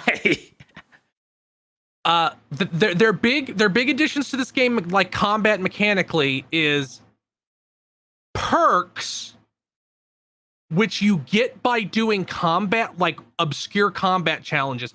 And you don't get perks based on what challenges you do, because that would fucking make sense. Right, yeah. You get them in a set order as you do these challenges. And they vary from totally fucking useless to shit that you should have moment one, like dual wielding. I did not unlock dual wielding in my playthrough. Oh, God. Because you have to complete, I think, 20 of these combat challenges to do it, and they're not stuff you'll naturally do. Mm-hmm. Same with all the weapons. Every weapon has a unique buff that you get from completing a challenge associated with that weapon. But the challenges aren't stuff that you'll achieve playing normally. Like, I picked up the hand cannon as my pistol because I think the hand cannons are cool. Mm-hmm. And to get the Magnum rounds upgrade for it, you have to blow out 20 tires of this specific faction as they chase you. And I'm like, there's that I have to fish for it. You won't get that in just playing the game. Mm-hmm. That's a really specific thing, yeah. So I never got any of those. This game feels like a wasteland of cut content, just a fucking graveyard. Because there's an entire section of the city that's like casinos, and they have some really big, opulent, well-designed ones. Uh-huh. You don't do anything in those areas of the map. Holy shit. Like, All right. no missions take you there. You don't do a heist in a casino. You do fuck all. It's insane. What? In previous Saint, like, everything's unfinished. Plot lines just stop. Like, the game does not have a 3-act structure. I feel like we haven't gotten a game this obviously hollow since 7th gen. Like, I don't think we got an 8th gen game other than this that was this level of, this shit ain't done. And you can see the fucking cookie cutter shape of the game that was supposed to be there. So every other Saints Row game, other than Saints Row 4, which is like they had no money and THQ stole all their money, so they have to make Crackdown. Every other game, the first 3, very simple formula because it works. There are 3 enemy gangs. You have a major NPC that's allied with you that helps you take on each of these 3 gangs. When you finish all the storylines of the 3 gangs, you do the climax of the game. This has 1 story. There are 2 gangs. It seems like there was going to be a 3rd that they cut because there's a very short mission sequence that kind of tells you what it would be. Yeah. Neither of the 2 gangs matter at all in the story at all. They're supposed to, because 2 of your friends were members of those 2 gangs, but that doesn't matter at all either. Nothing in this game matters. Yeah, it sounds like as cut up as Metal Gear Solid 5 and Destiny original release. Like, that's how rough this sounds. Like, the 2 gangs are... I forget what the fuck the car gang is called. I can't even fucking remember. Los Panteros, I think, maybe. And they're the Hispanic Mexican gang that trick out their cars. Mm-hmm. Yeah. And when they go to war, they pull out these monster trucks. they show up for a couple missions and you kill a bunch of generic guys and you find out nothing about them and nothing about their boss, who is mentioned in a couple cutscenes and talks over the radio once or twice. And then when he shows up in the game, an NPC kills him instantly as a joke. Oh, that's who that was. Yeah, because you see, like, he jumped because you're robbing a train. It's ostensibly one of the bigger deals of the game. He jumps out of like a helicopter. He's this fucking huge 7-foot tall dude. He looks cool as shit. It's like, okay, here's going to be your epic boss fight against this dude. Even though he doesn't really matter and you don't have like personal beef with him because he isn't a character. But then another character just knocks him over and stabs him in the heart to show what a badass they are.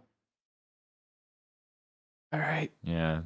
Well, maybe you can help this game. Did Johnny Gat show up? No, none of the characters from the, like, this is a reboot. This is Yeah. the second reboot of it's all Saints done. Row with Agents of Mayhem also being a reboot of Saints Row. I was hoping that they took it back in the last second. Like, oh no, here he is. Right? Like it's a reboot, but I still figure they would have shoved Johnny Gat in there. Johnny Gat goes, "Hey, turns out this is a really bad simulation. I'm going to turn it off now." Yeah, I think that That's a sensible thing because they added Johnny Gat as DLC to Agents of Mayhem. that's what I was gonna say. I think he showed up in that. Yeah. As someone who didn't really engage with Saints But- Row, I'm like, man, this motherfucker keeps showing up everywhere. Is he this huge a deal? Johnny Gat is probably my favorite Saints Row character because he acts like a player character almost, where he's like, no, the problem is I go and kill all of them and then there's no more problem. I hear in this new one that may not work. Oh god, okay, let's go through the plot a little bit. So the plot of this game is because they have to do the fucking corporate culture. We think this game is about something shit. By the way, writers of this game, guy who went into college the year I was born. Person who writes steampunk youth young adult novels. Person who is a landlord. Did you beat this game and you're like, I just need to know the minds behind this right now? Yes, I do. So when a game's really writing is really bad, I have to go like, I need to understand. Will I see why? So you make your character and you work for Marshall. Marshall is like it's a PMC company. Mm-hmm. And you got to go kidnap this badass named the Nawali. So you do that. That's the opening mission. You arrest him, and then your superior stiffs you on your performance bonus because you didn't follow orders. And then there's a hilarious cutscene where you drive back to your apartment cursing the entire way, and it's a very funny scene because you're cursing. That's the joke, is that you're cursing. Gotcha. I've seen that scene. That is the joke. All right. Then you get home and you meet your 3 quirky roommates who are gonna be the main characters of this game. You have Kevin, who is my favorite because he's voiced by Greg Chun, who's a great voice actor and fucking carries this character on his shoulders like fucking Atlas. Kevin doesn't wear a shirt. And he's a member of the anarchist gang that wants to destroy capitalism. And in what I am not sure is a joke or not, he's also the most shallowly materialistic of the 4 main characters. like I'm not sure if it's deliberate, but like whenever you do a mission that's about him, like you're hanging out with him alone, it's like, I have to get this McDonald's toy that I didn't get when I was a kid. We have to go check every McDonald's so I can get this toy.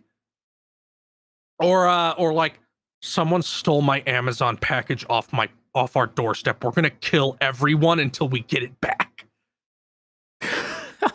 and like he's like, oh, you almost killed me, but I'll let it go if you buy me a stand mixer. And in another scene, he wants like a $300 waffle maker, and I'm like, I'm not sure if that's the joke. Or if they just didn't know what to write. Then you have Nina. Nina doesn't have much of a character. She likes art, but that's something that we're told, not really shown. Okay.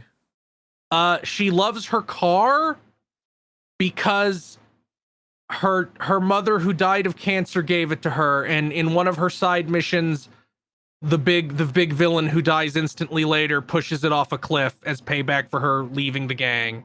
And we find out that she cares about it because of her dead mom in that mission after it happens. Like, she just falls to her knees and then exposits her entire backstory to you, so you, in an attempt to make you feel. See, this game, Saints Row has its share of wifant. But this game breaks bold new ground by not being willing to kill a character, so it does current.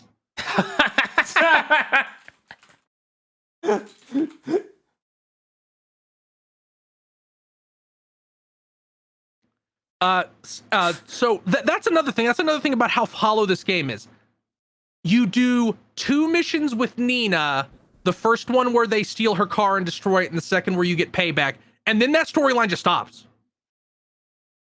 She is not relevant dealing with this gang ever again.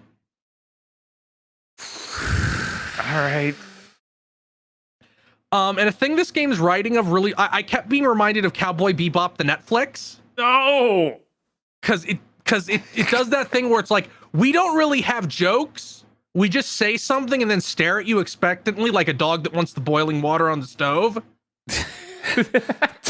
like they'll say gig economy, and then all the characters turn to stare at the camera and wait for you to laugh. But it also does this thing that Cowboy Bebop the Netflix did which is what I call it makes sense. It makes sense. Please take us seriously disease. Where like in one of the missions with Nina in the before that plot line just stops, she's like, we're going to take a helicopter and go fuck them up. Luckily, it's Wednesday, which is the first Wednesday of the month, which is barbecue day. So everyone will be outside their fortress so we can blow up their cars.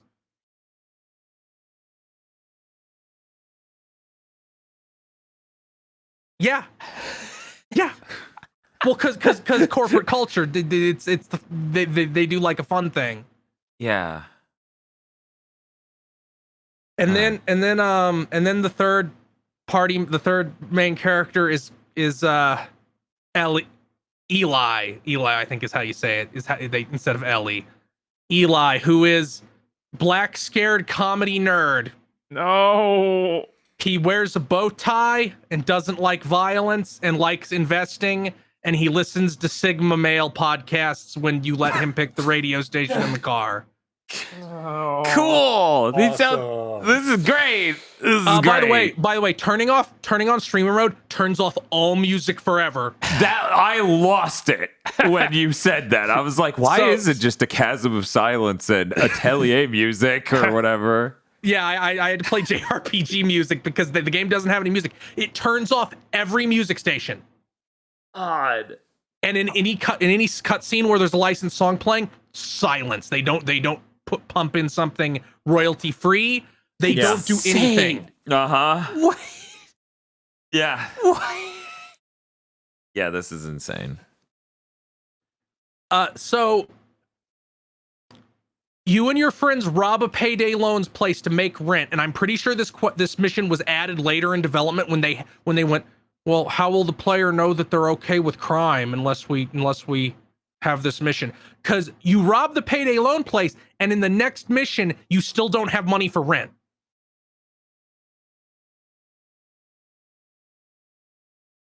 Which makes me think it was just slotted in later.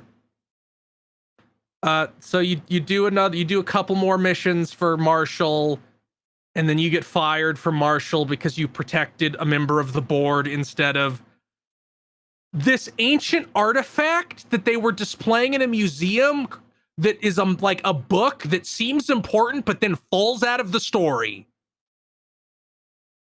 This is when I revealed to Bob, Saints Row isn't a real game. They canceled that, but we thought it would be funny to give Chris a platform to talk about what he thinks this mess of a game would have been if they shipped it. So now that you're fired, you go, okay, we're going to start our own gang. And then kind of nothing happens for a long time. Like, you do shit that just seems irrelevant. It's like, okay, you rob a businessman for the deed to this church, and so now you have a home base. Mm-hmm. And then you just do a bunch of shit that doesn't matter. Of course. Until something does happen, which is you get a bunch of recruits from going and doing a one mission thing where you go to Murder Death Island and kill a bunch of people on a live stream, and people think you're such an epic murderer, they come to join your gang. And then we get people like, have you ever seen those memes about how Yakuza is a franchise about a criminal who doesn't know what crime is, so he just goes around helping people instead? Hmm.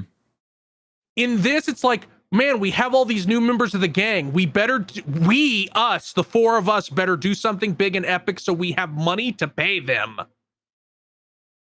And like, that's not how a gang works. The money flows up to you. What? So you decide, okay, we're gonna rob this armored train. AI generated Saints Row over here. Right? We're gonna rob this armored train that brings bank money into town. But the main character is suddenly stricken with fucking insecurity, and he's like, I can't just murder my way through all these guys like I totally actually could. So I'm gonna break the Nawali, the super murderer from the first mission, out of prison to help us. And then you go do that.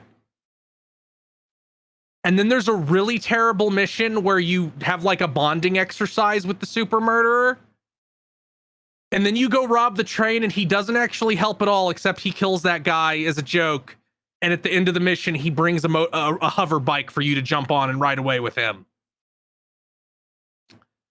Then that storyline goes on ice for a little bit while we do the next fucking thing that doesn't matter, which is a Marshall lawyer comes in and says Marshall now owns the Saints because you signed a non-compete when you were working for them. But I'm like, we're not pretending we're a company, we're a gang. What? So this doesn't work.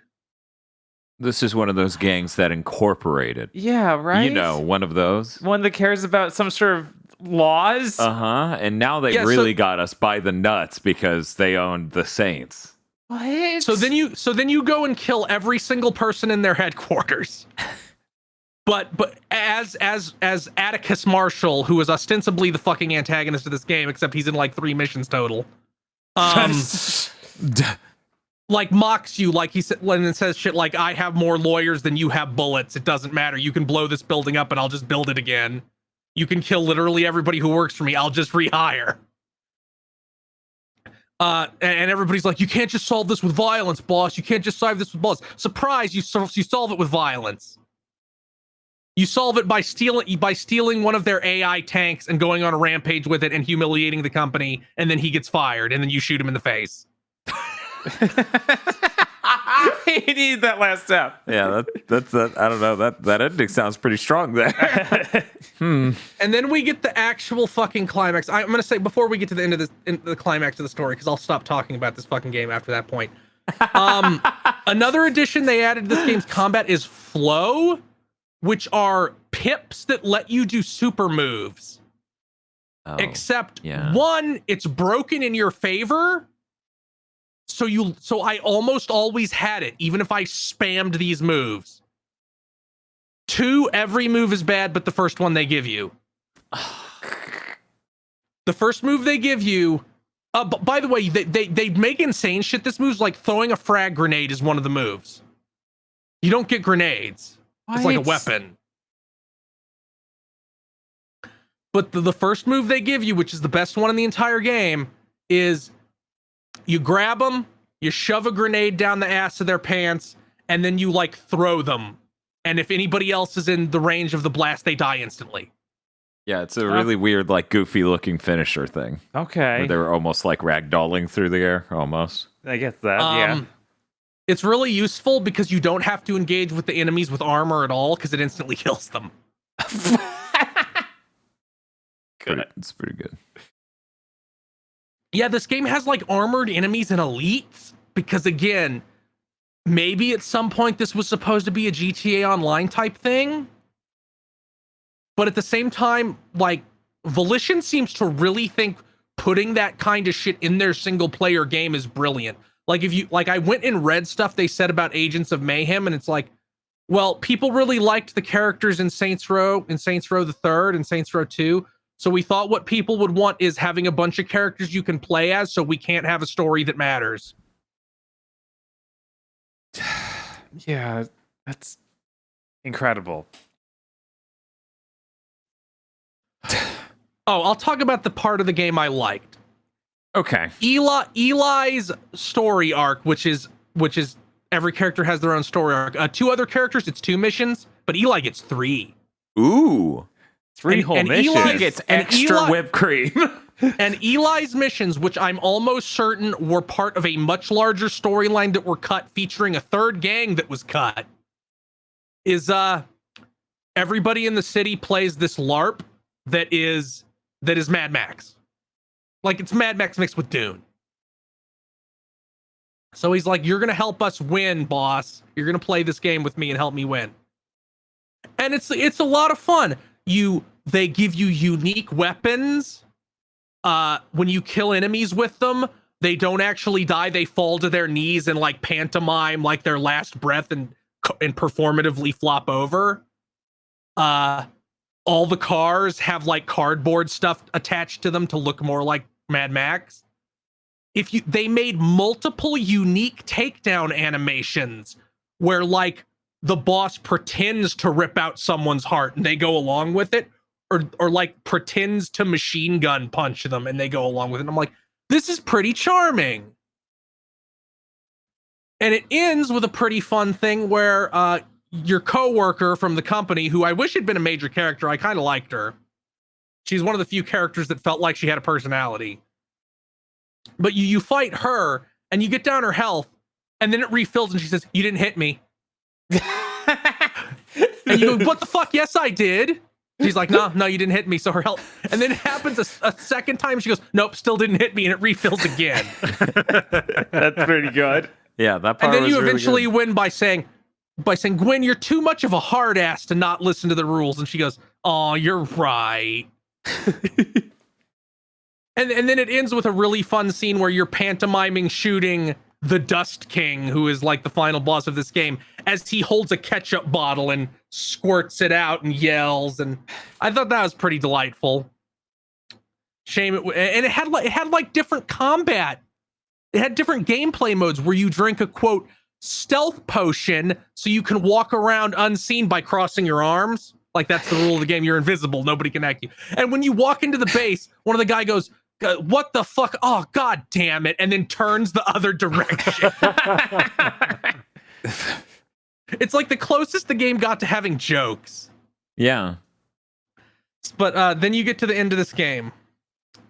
Surprise, the Nawali is crazy and he wants to steal your life, so he stabs you and buries you alive. And you do a really fucking pathetic and embarrassing dream sequence where you are faced with all your failures, of which there isn't any. So they have to pretend, where it's like, "You didn't kill that guy on the train, he did. You're such a failure." And I'm like, I was gonna. Yeah. It was in a cutscene. You took control away from me. And where you have to run across the board game they were playing earlier because they're millennials, so they have tabletop night. Because millennials do that, I guess. Yes. So you run across the board game they were playing and shoot things, and then you wake up and the Nawali is making everybody pretend to be his friend on like a sitcom set and making them do different takes, which I thought was almost funny, but they don't really. But it's so you go and you fucking kill him. And a phase of this final boss fight is him getting in a normal helicopter, of which you've blown up several hundred at this point. Also, they have like sci-fi vertical takeoff and landing jets in this game, but he's not flying one of those. He's just flying a normal helicopter. And then you kill him, and then you get the cutscene where the main character talks about how much they care about all their friends, and then it's fucking over. Cool. And then if you completely max out the game, if you do every single thing in it, and then wait 14 additional hours to get the residual income to give you the money to do this. You can build a skyscraper that doesn't have an interior, and you get a cutscene of the character singing Love Shack, which I didn't do, obviously, because I was on streamer mode. It just would have been silence. Cool. This game sucked.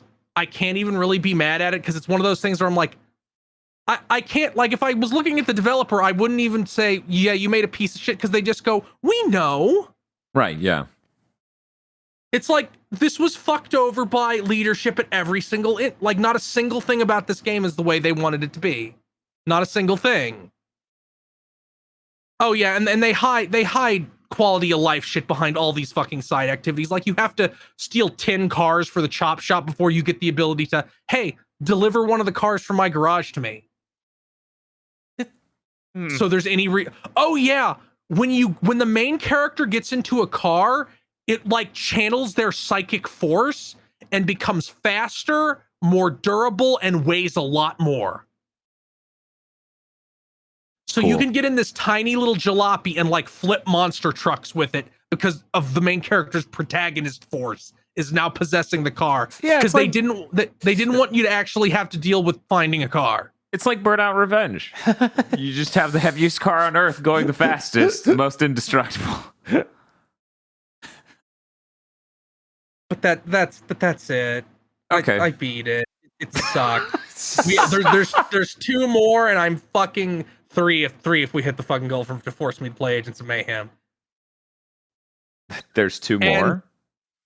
Yeah, there's Saints Row the 4th. Oh, There's God. Saints Row 4, Oh God. and then there's Saints Row 1 okay. Oh, okay. and Agents of Mayhem. If I have to, which I'm really scared is just going to be this game again. I feel like it can't be this bad.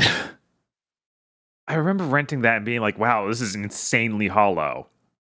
So it'll probably be bad in a really different way that'll be unique. Yeah, maybe.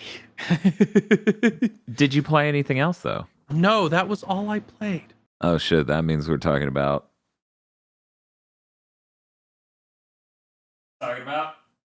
the Podboards! Oh my god. Oh, fuck. Oh,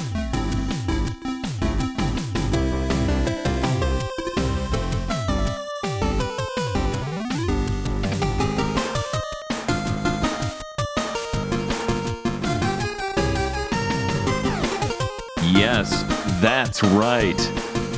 The Podlords. Podlords such as E. Lee Broyles. Once again, I'm showing you this pixel ass. Red Blaze 27. Suzu Shiro. BN12. Shibuya-gato. Rado.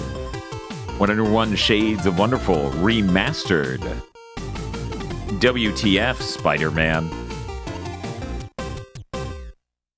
New Podlord feature the Silly Dillo Everywhere system. yeah. Quality. Put him in the dip. Yeah, why won't they do it already? Yeah. If he's gonna be everywhere, he might as well be there. Mr. I Like Spam. Amino Mugman. That is all. DFW 3K. Muckbun. Happy late President's Day to my favorite image of all time. Bless you, Ark.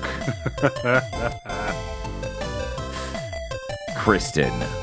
Kyle Bjork. There is no bit. Bits are for people who don't have their external hard drives randomly break.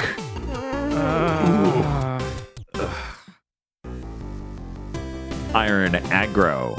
Blig de Blue Schligdes Poo. Monster Hunter Ryzen and Raiden. Ted Lasso Buttery Shortbread Ice Cream available soon at your nearest Jenny's? What's up? Is that a thing? What the fuck? It's not a thing, right? Podlord's gaslighting all of us. Cooper Tank.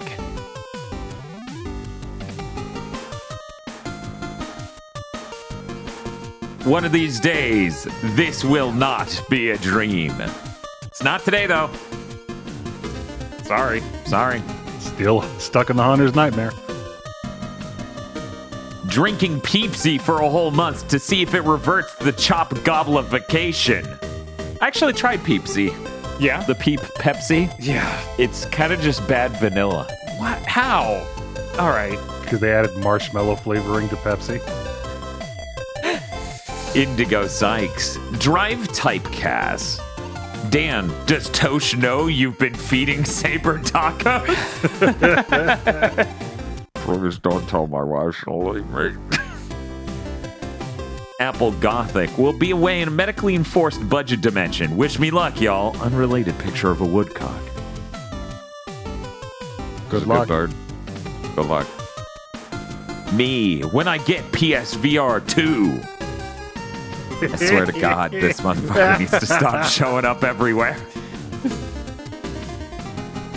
It's silly, though. Of course it is. Of course it is. 3 raccoons sneaking into your house. Oh my God. Is one of them the lookout? He's at the bottom. I'd have just let him through the door. Yeah, I know, right? Don't want them to get hurt trying to climb up. Don't be like this raccoon, who is a raccoon that's never played Hyper Demon. It's not a raccoon! Oh. Stop! Oh. It's bad enough people are like, why do these GigaBoots podcasters care so much about Jinkarya? Now we need to explain why none of you know what a raccoon looks like. Well, technically just watched Kung Pao with his mom and is already damaged. Tiger. Sorry about your mom. Birdie.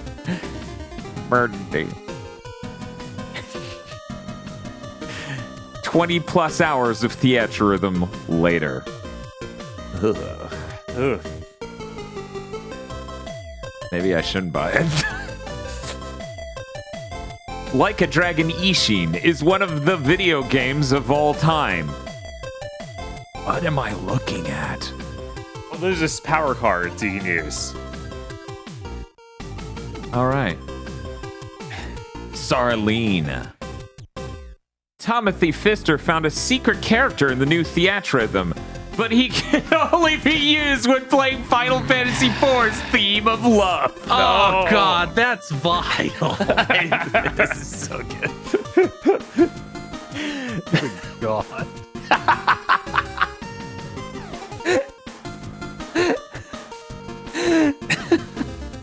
You ever feel like a game you play actively disrespects your time? Lobotomy Corporation is pretty neat. Not sure if actually neat. Lobotomy Corporation is pretty neat. Too bad I can't fucking play it because my eyes aren't good enough. Oh? Oh. Yeah, because you have to zoom in and out. It's like a base management game. And you're like looking at it from a side profile, like it's an underground base. Oh. And I can't do it. I can't handle it. Pleochrome. Krunglespum. Lord Richter is in an ice storm without power for 3 days, so time for old reliable. Oh, man. Luck to you and your house. Yeah. Yeah, good luck with that. I don't know that I would ever eat anywhere near 7 corn dogs raw in a row. That does not seem good. Oh gosh, but no ketchup, no mustard, just dog. Eat the stick too. Ugh. Let's see how you pronounce Skajaquata, Bob. What are you thinking on this? Kajaquata, yeah, that sounds all right. Aggro?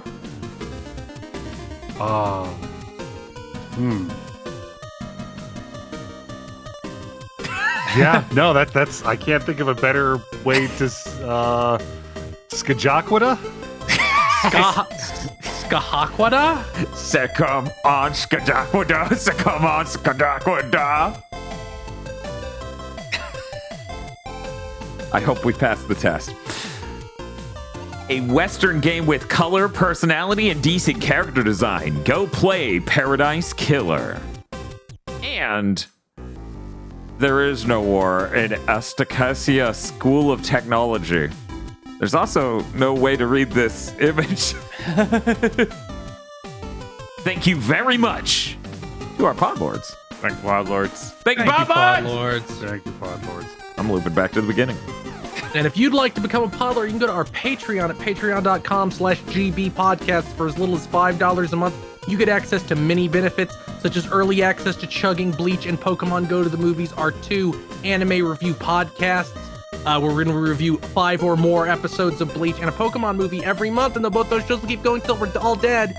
Patreon exclusive content for shows. When those shows have cut content, we can indeed give you. And a patron exclusive show 1 a month where we get to vote. You get to vote on what good or bad thing we have to watch and talk about. And if it's a bad thing, you get a commentary track too. And by my estimation, there's somewhere in the ballpark of 700,000 of those waiting for you on the Patreon. You also get access to a movie, Isolation 119, a fantastic movie. Only we have the distribution rights to it at the moment. Stellar movie. This is not a joke. This isn't a bit. There is a movie that you can, if you give $5 or more to the Patreon, you can go watch Isolation 119, a movie I believe everybody should watch at least once. And if you do content on this podcast network, you'll probably end up watching 7, 8, 9, 10, 12 times. That's patreon.com/GB podcast. And if you don't have any money, it always helps us immensely to spread the word, tell your friends, rate us on Thursdays before they release that, before they get rid of that feature. Host us. I think they may have already have gotten rid of that feature. They did. Oh no. Like this video on YouTube, rate us on your podcast app of choice. Carve our names into a big tree stump and leave it on someone's lawn. You know, lots of methods. Patreon.com/GB podcast. Thank you. Let's get to news. I love that. Leave it on their lawn. Like, this wasn't a tree that was there already. No, you brought it into a tree we brought there. We've got news. Gary Witt is trying to tell everyone that his work literally isn't in that game anymore. It is not in Forspoken. They took it out when they hired writing staff. And so the only thing that remains is the name Athia. That's insane. It's like, oh, our game was about all this stuff, and then they got a writing staff, and Writing staff. yeah, they sure staffed up that script. What I'm so curious as to what happened. I really hope at some point someone just tells us this is why they changed the entire direction of this game. Also, is this another fucking Luminous Engine curse? They can't just make a game. They have to totally change what it's about halfway through development. Yes, apparently. What if we just stepped on all of it, smashed it to pieces?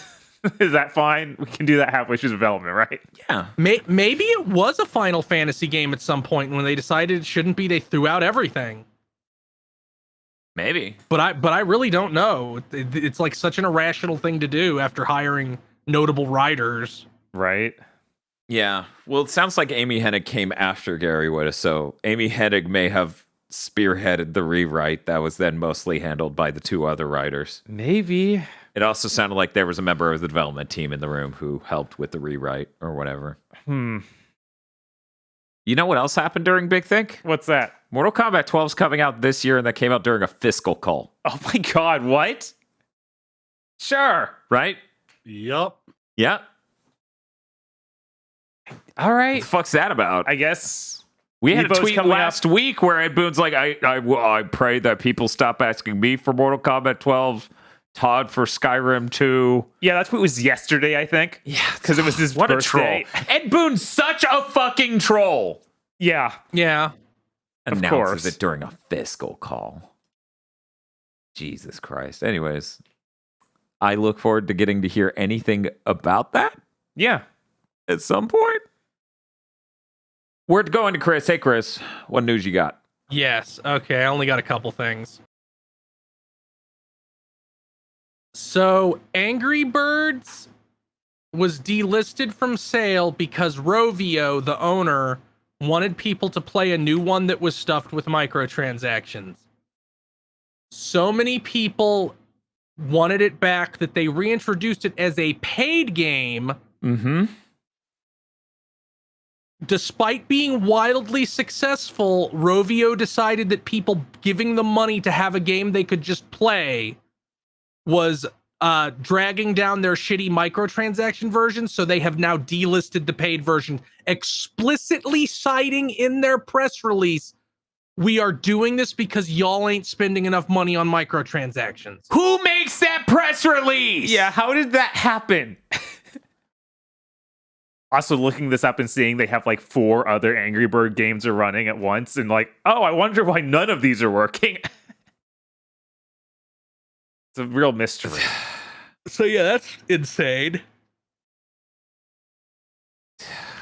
And Nippon Ichi Software announced a Superpowers Cross Academy RPG called... I don't fucking know how to say it, so I'll just say Shikatris? I would say Exiatris, but I don't know. Zikatris? Maybe Zikatris. Let's go with Zikatris. It looks like shit. Okay, thank you. It's very obviously like this game is all menus. Oh. Weird. Like we're like a first-person dungeon crawl. It legitimately looks like a mobile game they converted into a console game. All the character designs look really terrible. The person who did them seemingly has not ever worked on a game before.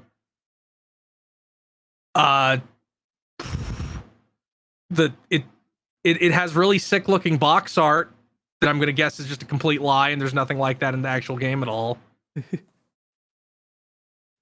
It looks bad. Like, it looks so cheap that I don't know why they're doing it. Cool. Debatable whether or not that's news. Same goes for our next thing. Bob, your first bullet of quote news. That Metal Gear Rising Revengeance event happened. It was nothing. Because of course. Please let them have just not been ready to show it and they have something at E3. Because it leaked today that Konami is planning a big E3 with lots of shit. But yeah, they put out some 10th anniversary art pieces that were new, and the message from the director and the composer. And just being like, oh man, that sure was a cool thing we did back 10 years ago. I can't believe it's been 10 years. Wow. Why is everyone so mad? What, do you guys not have coffee tables? Let's move on. They announced the Evo lineup for 2023. Cool. We're going to have Street Fighter 6, of course, Guilty Gear Strive, Dragon Ball Fighters, Tekken 7, King of Fighters 15, Melty Blood Type Lumina, Mortal Kombat 11 Ultimate, and then this is the weird one, Ultimate Marvel vs. Capcom 3. You've written 4. I don't know why I wrote that. It's 3. I must have hit the wrong button at the end. But yeah, it's 3. I mean, This They motherfucker do like just to... gaslit me. He's building up like he's going to say something absolutely mind-blowing, and then he goes 3. And I'm like, but you... Oh. they like to like cycle the last slot, so maybe this is just, okay, it's Marvel's turn. They're like, we can't give it to Skullgirls again. Give it to Marvel. Yeah, it's encouraging because this means there could be some new Marvel thing in the works. Like, I feel like that.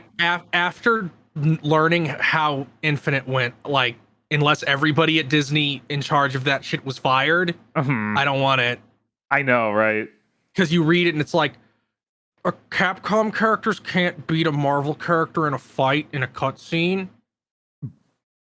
You can't use your own music. You have to use this dog shit that sounds vaguely similar to the fucking MCU music, which doesn't have music. Yeah, that's insane.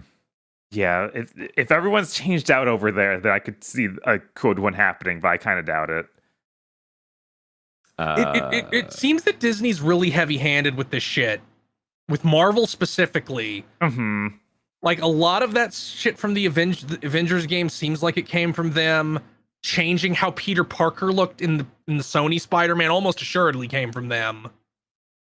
You talking about when they did the remaster and they changed his face? Yeah, and they changed how Peter Parker looked. That's just to match up with that man's skull shape. I don't believe that.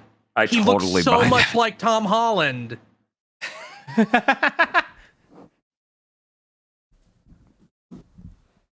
Like, they're just based on what we know now, I don't want another Marvel vs. Capcom.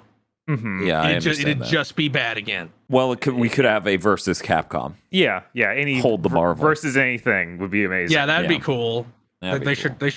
should team up with Namco and do Shonen Jump versus Capcom to really own Marvel. That'd be dope. That would be insane. We found out the Resident Evil 4 remake is going to have a PSVR 2 mode. That will be free DLC at some point. The tweets made it sound like, yeah, we just started making it. So they are calling it a mode. Yes. Okay, so not PSVR 2 content, Right. because that implies a different thing. It does. Because up until that, they just kept calling it PSVR 2 content will be made. I'm like, Yeah. all right. It's all like Japanese tweets. So you never know what's translation. And your Japanese is kind of rough, so I understand if you're not sure on this one. So it could be anything. It could be literally anything. After Resident Evil 8's VR mode had an amazing tutorial and then was just Resident Evil 8, so I just watched as a bunch of cutscenes happened, and I was like, oh, this is really not exciting anymore. I would love for Resident Evil 4, a very actiony Resident Evil, to have a VR mode. Yeah, it's like the problem with 8 isn't a game that's fun. Whereas Resident Evil 4 is immediately like, oh, here, you get to play the video game. Yeah, it's weird. I think both 7 and 4 lend themselves better to VR than 8 does. Yeah, weirdly. Yeah. Because 7 isn't action focused, but it's very focused on, no, this is horrifying in first person. Well, not only that, the opening bit of 7 is you playing the fucking game.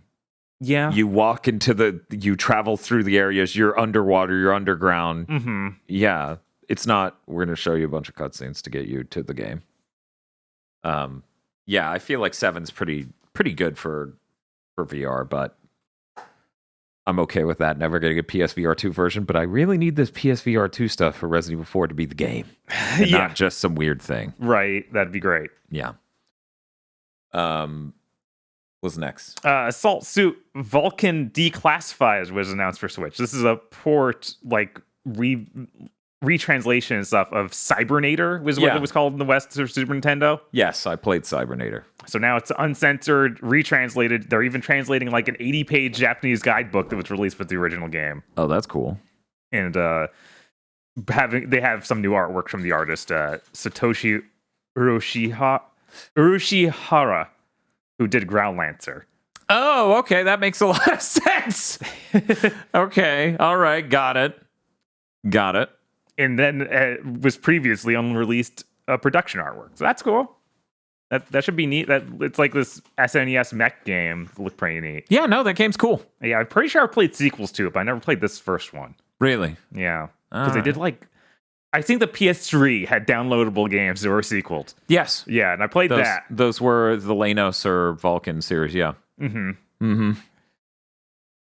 Diablo 4, the open beta is going to happen March 24th to 26th.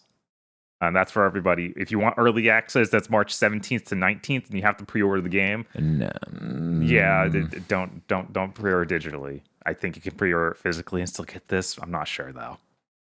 But this is actually a substantial chunk of the game. It lets you play the prologue and the first act, and it says all the quests and side quests are available for that, and you can level up to 25. Did they say that shit carries over? No, it carries between the two weekends, the 2 beta weekends, but it does not carry to the game. When is this happening? This is Friday to Sunday in March. Okay. All right. Okay.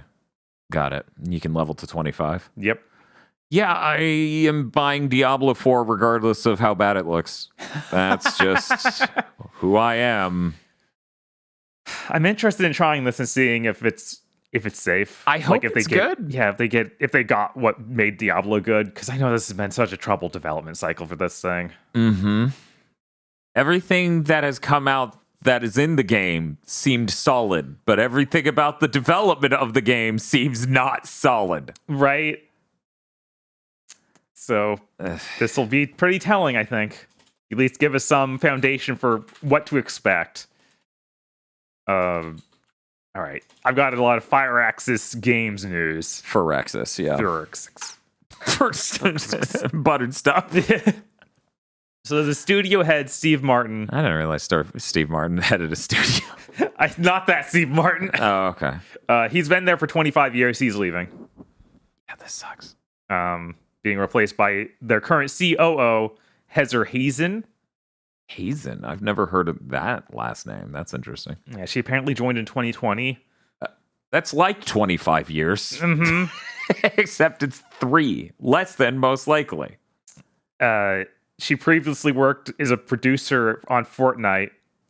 Oh, sorry, an executive producer on Fortnite for Epic. And then before that, a producer at PopCap Games making literal shovelware. So... How did you make bad news even worse? Hopefully, this is okay. I don't know. I have no idea. The Steve Martin, the studio head, was only at that studio. Like I think he was a COO for like 5 years before taking over as the head of the studio. So maybe it's okay. Maybe she's been trained up. I don't know. I doubt it. Other great news here: the creative director of XCOM and Midnight Suns, Jake Solomon, also is leaving the studio after 20 years. Wonder what the fuck Firaxis makes after this. Well, they actually answered that. Oh! Creative director of Sid Meier's Civilization, Ed Beach, is not leaving. He is making a new Civilization game. Okay, that's good. I like Civ. Yeah. Damn, dude. It's a lot of fucking people to lose. Those are important people to lose. They are, but part of me is like, maybe this was always their intent and they weren't like fired because they had been there for like 2 decades each. Maybe they were just tired of it. If it didn't immediately come after Midnight Sun's lack of success. I know. If it wasn't right after, and if they weren't owned by fucking 2K, Right. who would very much be like, you fucked up our Marvel game, get out. Based on Sony's Marvel game, this should have sold 30 million copies. Did you Don't look say at what you were things that are making? true. I missed that Take-Two flat out said, yeah, this shit bombed. Yeah, they did. Yeah, they were very open about that. But I think later they released a statement of like, well, they'll probably have long legs like other things from them. It's like... Unlike the studio head who no longer has kneecaps. Jesus. That's okay. We have good leaving news this week. Shinji Mikami leaves Tango Gameworks. Congratulations. You're free now. So let's see. How long before he's just over at M2, the company that I think was literally founded for him to be the leader of? Right. But he was too busy. He was too busy working on shit over it on like Ghostwire. Yeah, fucking I guess M2. Hi-Fi Rush. M2 has literally been the guys holding the tarp bed for him to jump out of the burning building, just moving left and right for a year now, right? Yeah, we'll probably hear about him being there in about 10 minutes. 9, 8.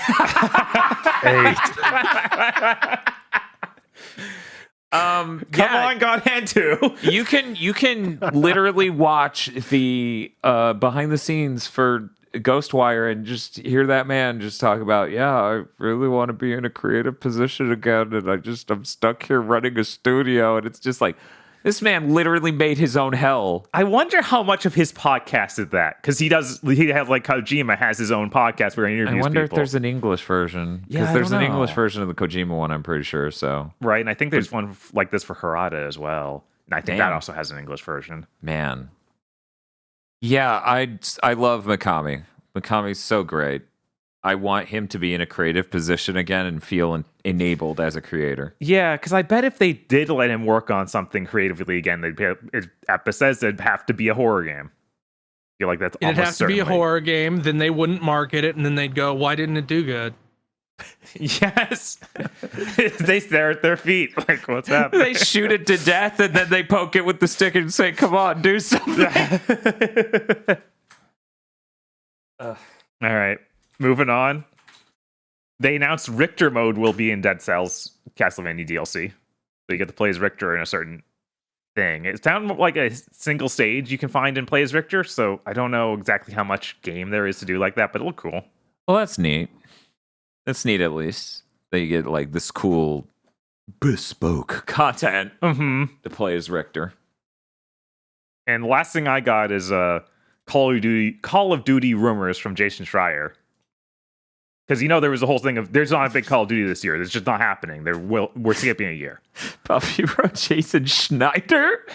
That's the half of the name of that Nickelodeon guy who's a freak. Yeah. I'm just like Bob invented the worst human. Look, I was typing on the iPad and it rejected his real name when I typed it. So it auto-corrected to this. Okay, cool. What's Jason Schneider telling us this week? So a Modern Warfare 2 expansion is being turned into a full game and released this season, this year. So they have The a real full Modern game out this Warfare year. 2 comes out this year. I mean, that's really depressing. Yes. That is so depressing. Yeah, it sounds like it was originally going to be a DLC, and now they've we put it also single player. historically, games that were them upscaling DLC tend to not be good. Oh yeah, People swear by ODST. they're wrong, but they sure do. Because there's ODST, which is fine, but it was $60, so it's not fine. Right. There's Dragon Age Inquisition, which was supposed to be DLC for Dragon Age 2. Jesus. Yeah, that seems insane. And then Saints Row 4, which was supposed to be DLC for Saints Row 3. But yeah, it sounds like they're getting Sledgehammer to help them on this. Okay. Yeah, It's fucked up that this is going to be the story that last year's game was supposed to be. Yeah. Because it says it's continuing the story, and they literally lead into that. Yep. God, that's insane. Yep. God, that's insane. I don't. Yeah, it's crazy. This is probably going to be. Last year's was already the roughest Call of Duty in a long time. Yes. I wonder how bad this will be. I think this will weirdly be better. It might. Because that's not a high bar. Now that they get to walk up and to do the actual things in Modern Warfare 2, Yeah. that will help. Good Lord. Oh, God, can you imagine? Why does COD have to be so bad in such a weird way? It was so much simpler to track before. Mm-hmm. Now it's like the one that clearly didn't get the full polish it should have because COVID started is kind of the best one, but also has the shortest story and all of these cool interactive social things that never come back. Vanguard's the World War II one, and while we thought that was the worst it could be, the next year that's supposed to be the best entry in the series somehow became the worst. That's when a bunch of people go, oh, damn, the remake wasn't of Black Ops, the original, which is the best entry in the series.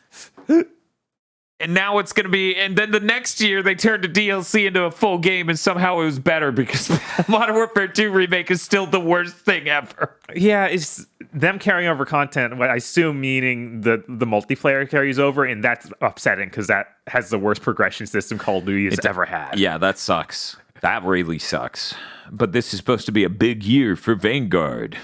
Or, wait, what is it? Warzone. Okay. No, it's a big year for Vanguard. It's coming back from the dead. They're going to delete your game and replace it with Vanguard. No! We now move to Dr. Aggro with news. Aggro, So speaking of Call of Duty, maybe being bad, some mayonnaise sandwich named Brand Smith, who is apparently vice chair and president of Microsoft, tweeted the other day that we've now signed a binding 10-year contract to bring Xbox games to Nintendo's gamers. This is just part of our commitment to bring Xbox games and Activision titles like Call of Duty to more players and platforms.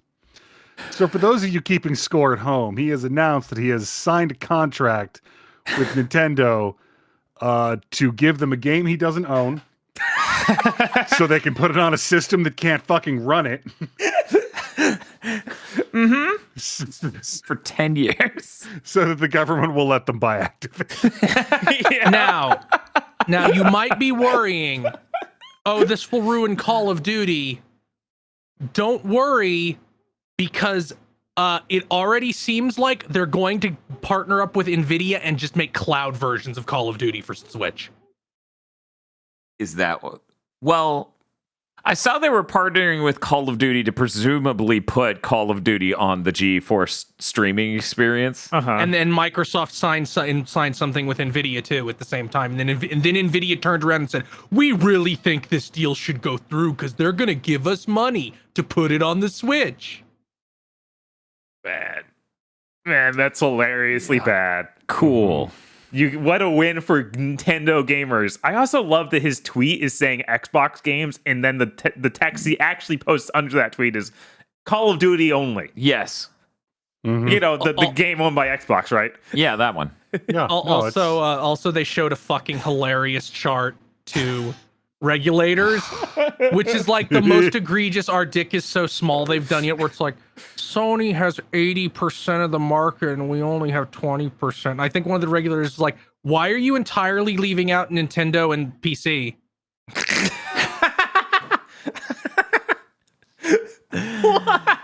Well, because we really, really want to buy Activision. It left out PC and Nintendo. Well, yeah, because then you would see Microsoft has a problem. No. This isn't about Nintendo. Don't. Yeah, they're not in forget competition with us. They're different. Ignore the documents that say otherwise. Holy shit! Oh man. God, what was that other executive who said like he carries around this same contract for Sony in his pocket? I don't know, but I'd believe it. These Yeah, and then executives are going more and more insane over the last year. That same one from last week with the insane tweets about the Last of Us show. Yeah. Posted this MS Paint meme, the fucking bike meme where they stick the spoke through their own bike and then blame someone else. They did that with Sony. It's very epic. Yeah, they literally posted that meme. And it's funny because this is actually starting to get to the point where more game journalists are going, wait a minute, you're all fucking insane. That's so stupid. It's like they gain nothing. Activision will continue to bring Call of Duty to PlayStation because it sells best there. No, Bob, they're going to turn down having the second best-selling game on the most popular gaming platform. Yeah.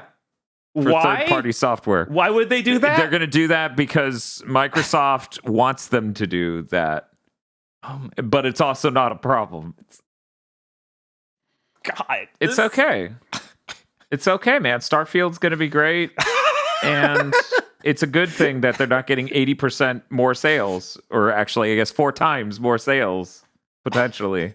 God, I'm really, really enjoying watching some executives get told no and watching them have this complete fucking meltdown. Oh yeah, that really seems what like got like there. You have like fucking Michael Pachter and all these other ghouls running around saying, "No, it's still totally going to happen. This doesn't matter." I'm like, if that was true, all these freaks wouldn't be going through the cycles of grief publicly. Right. Yeah. Yeah. When like how many different whole countries have told them no? Well, like, there are so many who are just like through denial. Now we're at bargaining, right? Yeah, it's really something, and I'm glad to some extent people are starting to notice how insane all of these tweets are, and also how insane the fanboys are getting. Yeah, no, I loved seeing this one where it's explicitly about Call of Duty. And what the UK just told them was, you have to separate Call of Duty. Right, exactly. They literally just got done saying, but you're not going to own that. But we can't separate it out. We have this deal with Nintendo. Which, can you imagine? God, I want to be in that room and see the faces of the Nintendo reps at that table. They're like, you want to promise us what? Yeah, okay. I want to know if they get like a bonus, like Nintendo gets money if this deal doesn't go through now. That'd be funny. Like Nintendo just shows up at Microsoft HQ and they're like, so, where's our Call of Duty? See, what would be really funny is if in the timeline where this deal actually goes through, Nintendo's like, you promised us content and feature parity. That cloud version doesn't give us that. Could you imagine? We need you guys to R&D us a system that can run this game. Yeah, this whole situation's fucking insane. And I thought at some point it would get less insane, but it just keeps ramping up week to week. Right? I thought we were at the peak somewhere at Phil Spencer tweeted a thing saying that he made a deal, and everyone went, that didn't, you just tweeted that you were going to make a deal. That's not, what? This, how can it get more insane from here? I don't even know. I don't know. God, the thought that Xbox is, as a division, is going to lose more money than Sony spent on Bungie if this doesn't go through. Because that's the fee they have to pay Activision if the deal doesn't go through. And they will have from it nothing other than a fucking warped fan base. There's a lot of really funny trajectories this could go, even if the deal goes through. Like, they plan to do this deal in cash. Like, this is all cash on hand Microsoft has. So if we hit that fucking recession everybody's talking about and they have to burn through some of that cash, suddenly they're borrowing the money to buy Activision at like a 6 or 7% annual interest rate. Yeah. So the interest on the Activision purchase is now more than Activision makes. Yeah. Jesus, that makes me want to vomit. Oh, wow. Okay. Man, how deranged the fan base will be if this doesn't go through. You're right. They will just be this warped, like, always inferiority complex person. Oh no, they're warped in completely bizarre ways if it does go through or doesn't go through. Yeah. They're no shit. If Microsoft pulls off this magic trick of convincing all these governments around the world that it's okay, the fan base will go, good, buy Nintendo. Yeah, it's not going to stop. Yeah, no, because they need to compete. And then obviously, if they had Nintendo, they could do that. That's the only way. You know, a year from now, when they announce they're buying Nintendo, they're going to tweet, that's the only way we can compete if we own the Switch.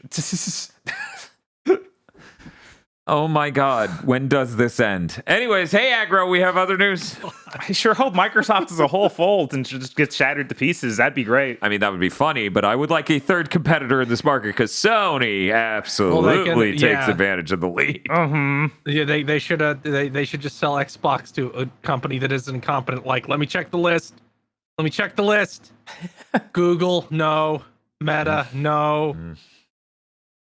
Samsung, maybe? That would be funny. That would be funny. That would be funny. I'm stuck in this game.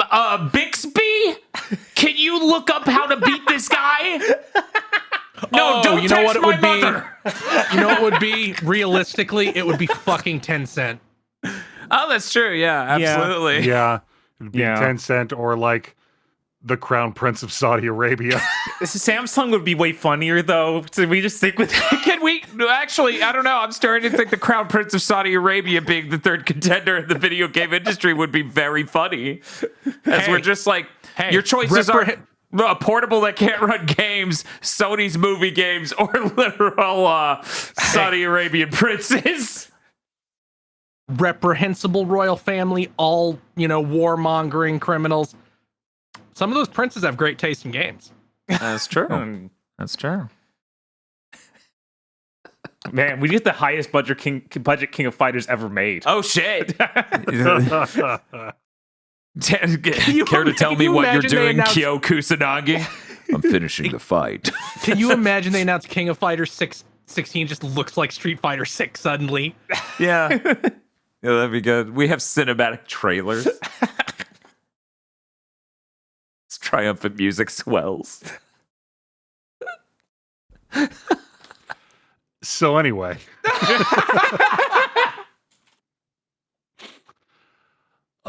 mean-spirited Twitter user Bill Coon, who has apparently leaked at least one prior Xbox controller successfully, has posted a blurry picture of Xbox's next controller. It's green. Ooh. I assume he did this just to hurt me. Yeah. I don't know why. I've never done anything to this person, but I have once again become the victim of a concerted effort to wound me emotionally over the fact that Sony won't make a green fucking DualSense. Why? I bought the PSVR, you bastards. Can someone just make a green DualSense for aggro? This is getting sad. No, I don't want a skin. It's the principle. Oh, shit. Well, good luck winning on that battlefront. Okay.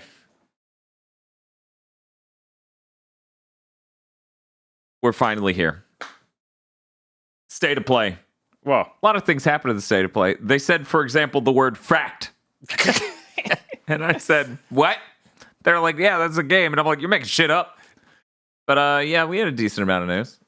Foglands, you know, the iconic Dark Watch-like of this conference. Looked pretty neat. Yeah. We opened with VR. VR's really cool, as you may know from the earlier segment where I sounded like it was Christmas. First-person shooter looked like Dark Watch. Pretty freaking cool.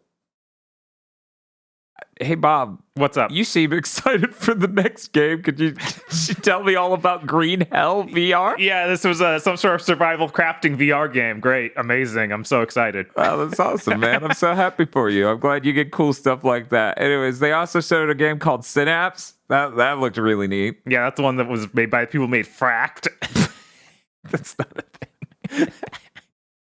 As the next trailer started, Journey to Foundation, they didn't tell us the name, and Aggro goes, is this a game based in the Foundation universe? And I'm like, that can't be. Who the fuck would greenlight that? So anyways, this is a game based in the Foundation universe. You know, like the book. Mm-hmm. Isaac Asimov. I didn't know. You didn't know, but that's fine that you didn't know. That's fucking weird. Yeah, this is nuts. Like, I'm trying to think of a parallel. Armchair devs. Aggro brings in thing that's only for him more at 11. But yeah, seriously, you don't see stuff like this very often. It's strange. I hope it's good. It's gonna be nonsensical. I assume, but you know. The main throughput of that book is using math to predict large-scale societal movements. Mm-hmm. Why is it a shooter? I don't know. Wow. I had no idea what this book was about, so that's intense. So you know that concept of like, well, the AI is taking over and the AI will make decisions for the betterment of humanity based on macro scale things. Okay, yeah. Well, that's kind of, yeah, Huh. kind of the progenitor of that notion. So, why is it a shooter? Because shooters are cool in VR. I mean, you're not wrong. You're not wrong, but it's just... It is funny because for people who they haven't done VR, you can do a lot of things that aren't shooting in VR. They're pretty cool too. Right. So there were other options. Anyway. Like I'm thinking back to that SNL sketch about VR from like the 90s where it's you got this giant headset on and you're looking down at a virtual book and it's Yes! scrolling text, well, call me, turns the page, Ishmael. Yes. The resolution was insanely low, so the font is that huge. Yes. God, I forgot that was a fucking SNL skit. Oh, speaking of a quick VR thing aside, I learned this week why the Virtual Boy didn't have a strap. Oh, yeah? Apparently, in the United States, you can't market a device as all ages if it has a head strap. What? Huh. Interesting. And that's why the Labo didn't have one either. Weird. Like their Labo hold the switch up to your face say thing. A child safety law that just sounds insane.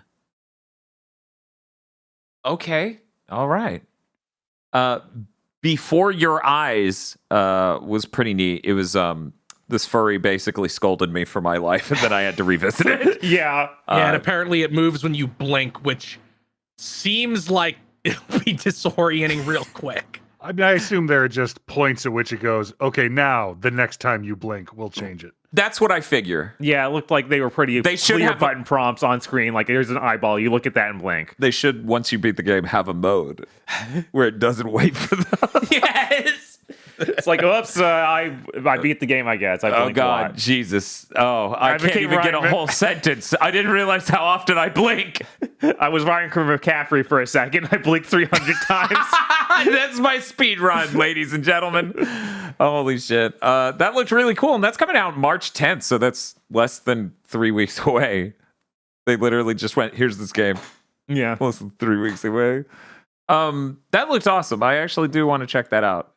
Synapse probably the coolest thing out of that set, Yeah. frankly. But Foglands look neat, even though, like, I'm not somebody, like, reminder, after this is done, I'm going to go do jigsaw puzzles in 3D. I don't need shooters in VR. VR is just cool as shit, and it's a great vibe. Mm-hmm. So the fact they announced multiple shooters here is really weird to me, somebody who doesn't have a need for them. Yeah, it does feel like there should have been more variety in what we saw. Yeah. Like, Maybe they just think people who haven't tried VR can see a shooter and be like, that must be cool. right. Because maybe they're right. Like, Before Your Eyes didn't do anything for me, and it wasn't a shooter, but it wasn't because it wasn't a shooter. It was because it was like drama game. And I'm like, It's because he hates furries. He's like, I don't want to get lectured by a furry. you don't act like you have the moral high ground. But yeah, it just lots of things look completely amazing in there. Mhm. And seeing the environments they showed in the trailer and certain character designs and things, I'm like, yes. That's the sort of part of it that gets it for me. Gotcha. But yeah, they really did have a lot of shooters in this front block of VR. Anyway, we got a new trailer for Destiny 2. Lightfall, those designs and the visuals of that look cooler than any Destiny expansion pack before. It's still a Destiny 2 expansion pack, so And they still won't do just, here is everything, buy this. They still just won't do that. Like, give us $60 again, you can play the game. oh, cool, thank you. No, not for you. Chia still hasn't come out, but good news, less than a month from now, Chia will finally come out and stop showing up at these events. You can still turn into a coconut in these games, presumably. Turn into a cock. Yeah, this game is also the Sony equivalent of Day One Game Pass, which is weird, because last year we got Stray on normal PlayStation Plus. Right. yeah, Now it's on Extra or whatever. Yeah. whenever I at this point I'm just like, okay, it's a Day One thing. What's wrong with it? Yeah, I guess I get that game for free now. All right. Humanity was one of the most exciting games at this event.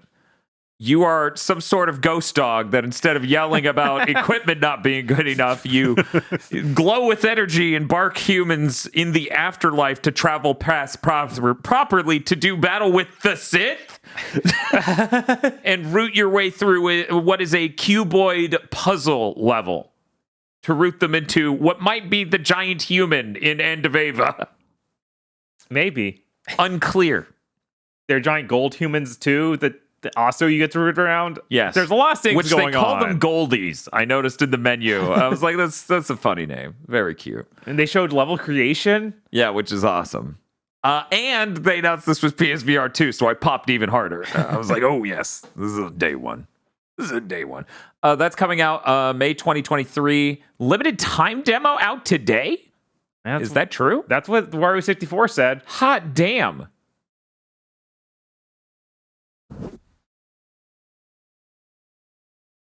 Goodbye, Volcano High. Boo! Okay. It's so weird. Like, it's so weird to think this just isn't the game that was announced with the PS5. Because they fucking fired the writer and rewrote the entire thing. Right. It's so weird.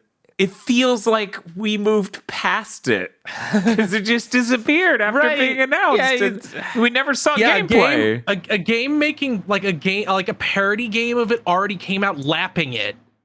A parody game that's like 6 hours long, to my knowledge. So it's not like a short joke. It's a very long joke, which means it's better. Goodbye Volcano High looks like a game we will probably play on a stream in order to give fair time to both sides. This is the what is this? The fucking campaign law of streaming? Yes. You played Tom Goes to Narrative. Terrible fucking narrative experience, and now you have to play Sony's. Yeah, that's the rules. I don't know what to tell you. I think it was really weird getting to see the gameplay this time because it was like the cutscenes and stuff have one art style that looks okay, but then it goes to gameplay and it's like a different art style that's just really bad looking visual novel. Well, it's it's just a much lower budget thing, yeah. And they have the faces they swap out on it as it. Yeah, but it doesn't even look like artistically similar. Like they look so dissimilar that it's weird. I don't know. It looks like the TV show movie dichotomy. It kind of looks like that. American animation. The thing that drives me fucking crazy about this game is they have like the anime flesh tooth thing that some characters have, but then they open their mouth and it goes away. Yeah, it turns into real teeth when they open their mouth, which is really strange. That's coming out June 15th. Which means right on top of Street Fighter 6 and Final Fantasy 16. I'm sure it'll do great. And the summer of gaming. This is great. What a great... Yeah, just throw it in the fire, I guess. Shocked that it wasn't announced for PlayStation Extra. Like Plus Extra. Naruto to Boruto Ultimate Ninja Storm Connections is coming out this year. It is just smashing all those other games together to be a big game. Yeah, it sounds like it'll go through the entire plot of Naruto. And I looked at it and went, no, Dan, don't. Don't do it, Dan. Oh, they say it's 60 FPS now.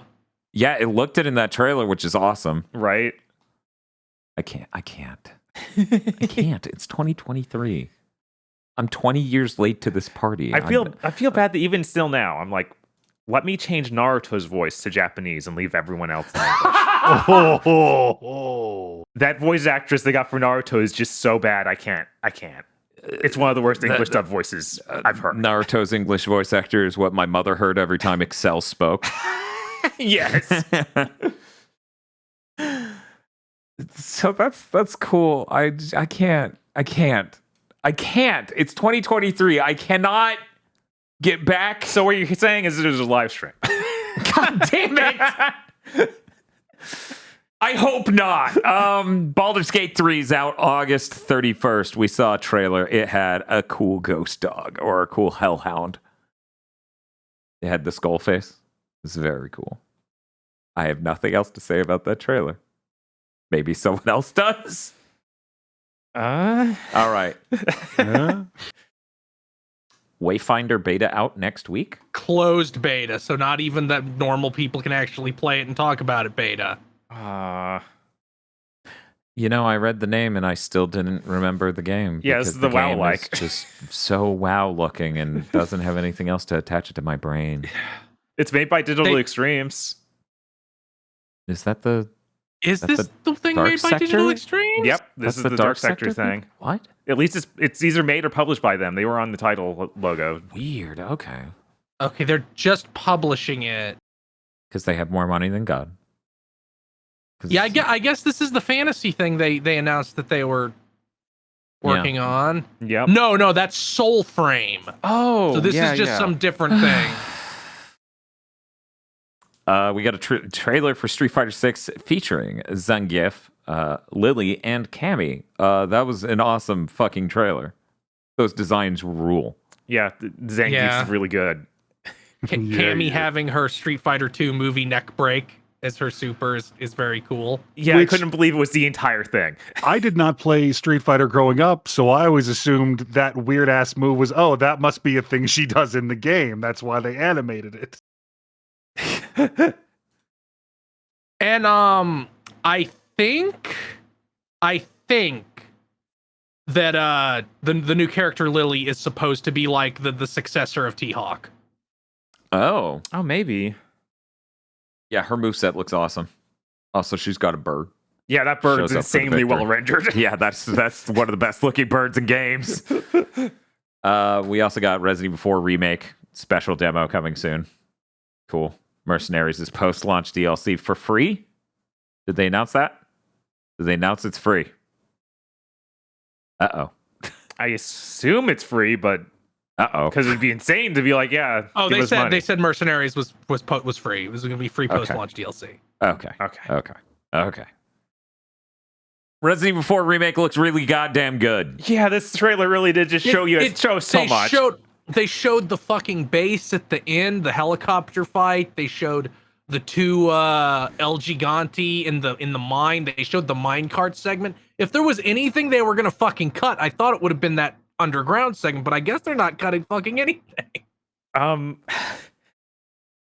Who is in the chopper? I cannot remember his name. I just remember he's our good friend, our best friend.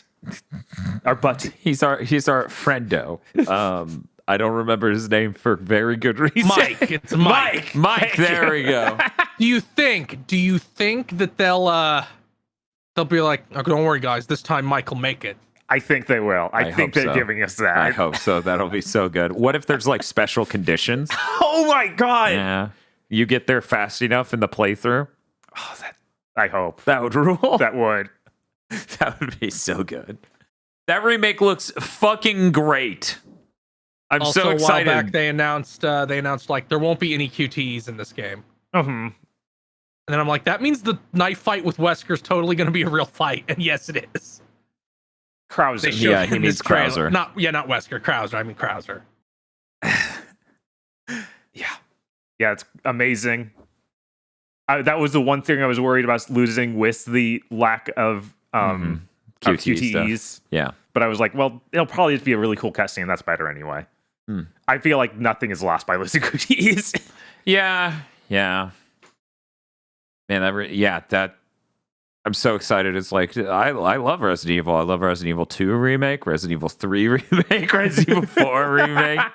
And then Resident Evil 5, the game they'll probably never remake because everyone's going to point at it and go, "You're racist."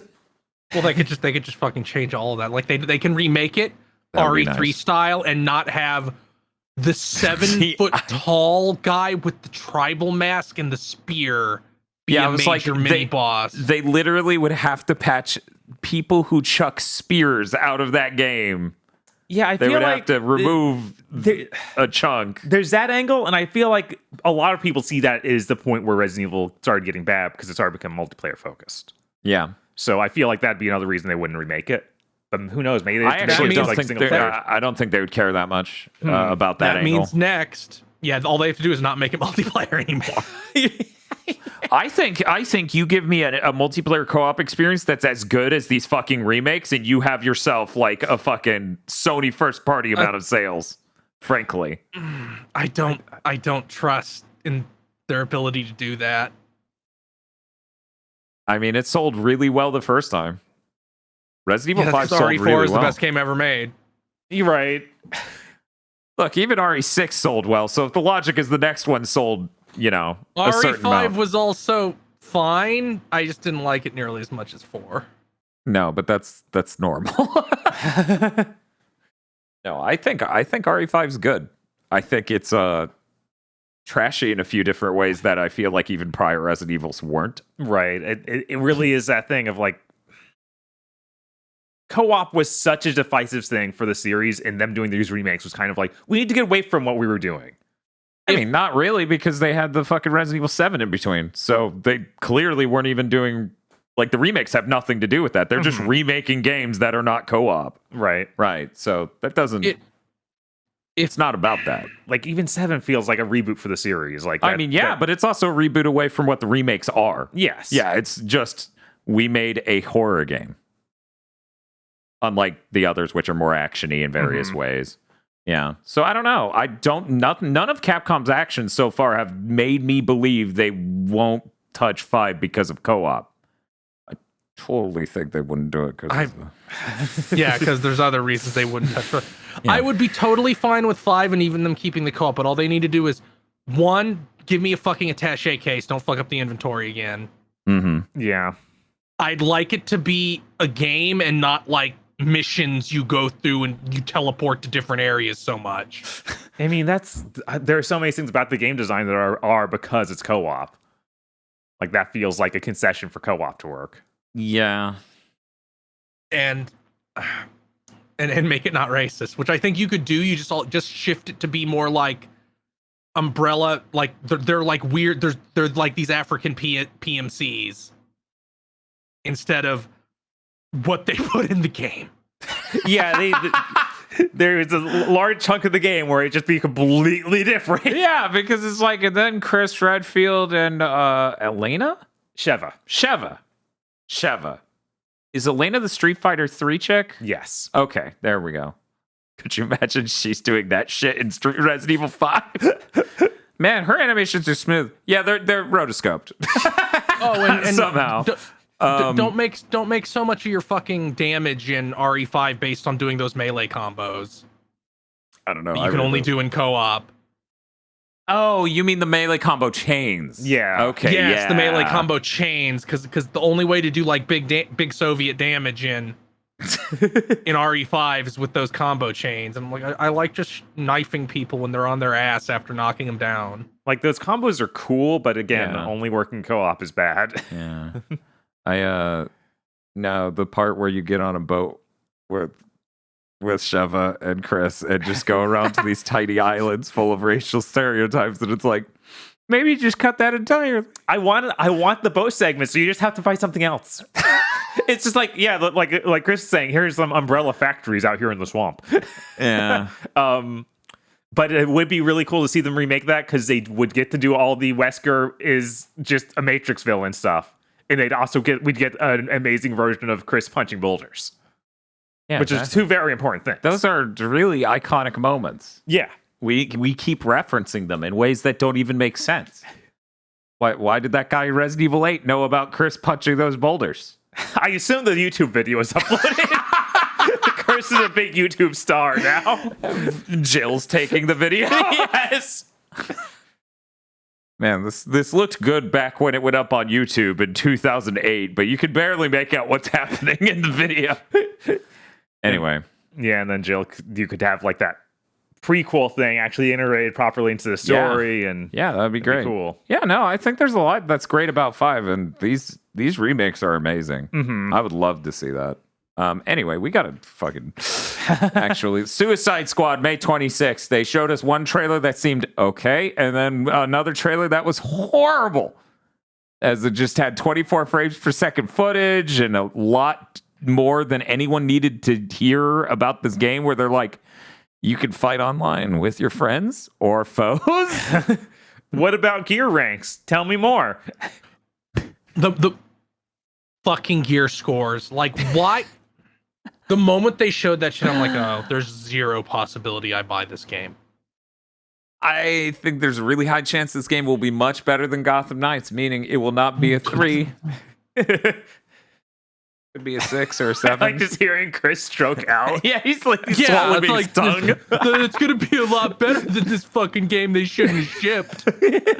I was surprised that the movement looked interesting at all. Like, I was convinced this game was just going to be third-person cover shooter with powers. Yeah. Whereas it seemed like they went for something really weird for these characters, where they can basically all fly. Yeah. In some way. You're going to get the game, and the game's going to explain that shit. You're going to go, why didn't they explain that in the 15 minutes they trapped me watching this shit? They explained Boomerang's speed force. Yeah, they explained that. Explain the jetpacks. Where the jetpacks come. I guess Harley Quinn's always attached to a drone to do her floaty Harley stuff. Quinn has a drone she jumps off of. Mm-hmm. Sniper guy just has a jetpack. Mm. And Captain Boomerang has boomerangs charged with the speed force, which is what the Flash gets his powers from. Yeah. Which is why he's like doing teleports. And I guess King Shark is just super strong and can run up buildings and jump and shit like the Hulk. Well, it said he's got a gauntlet, a Speed Force gauntlet. Mm-hmm. Which, who knows how you make one of those elbow deep in the Flash. I thought the end of the first trailer was pretty funny, where they have Wonder Woman show up and put the Flash in the lasso of truth and ask him how to solve it. And he tells them that she has to kill all of them. And I'm like, okay, but this is a game. Like, I know brand guides exist. They're not going to kill all these people. But it's in the title. Yeah. Also, why are we playing as these characters if Wonder Woman isn't mind controlled? She seems like way better suited to solving all these problems than them. I mean, she did will boom get the there. Flash on the snoot, Yeah. and he stopped running. Right. So I guess she's going to have some sort of internal conflict over having to kill her friends. I assume there will be that, and I assume there's just gonna... See, they didn't fucking tell... Once again, I don't know what this game is. Like structurally? Structurally, we got a lot of them fucking around in this open world in the city. Are there gonna be, like, set PC missions? Are there gonna, like... Yeah, what- it seemed Yeah, like or you're in a giant metropolis and you know, GTA style go around to missions, but at any point in the story you look over and there's Wonder Woman holding Superman off for the entire 25-hour story. Yeah, see, like, I'm wondering, like, because if I was making this game, Superman is here and you have to fucking run would be a mission. right, and that It's like, makes these sense. people, you have no fucking shot.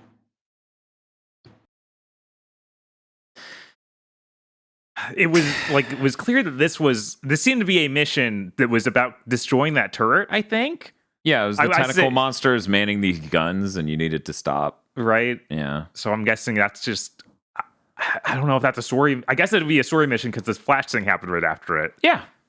Yeah, it's just... I guess. Yeah. So that there's a vague understanding of how that works. Them telling me that this was Metropolis just kind of made me upset. Really? Because I just had that moment of, yeah, this was a Superman game and you ruined it.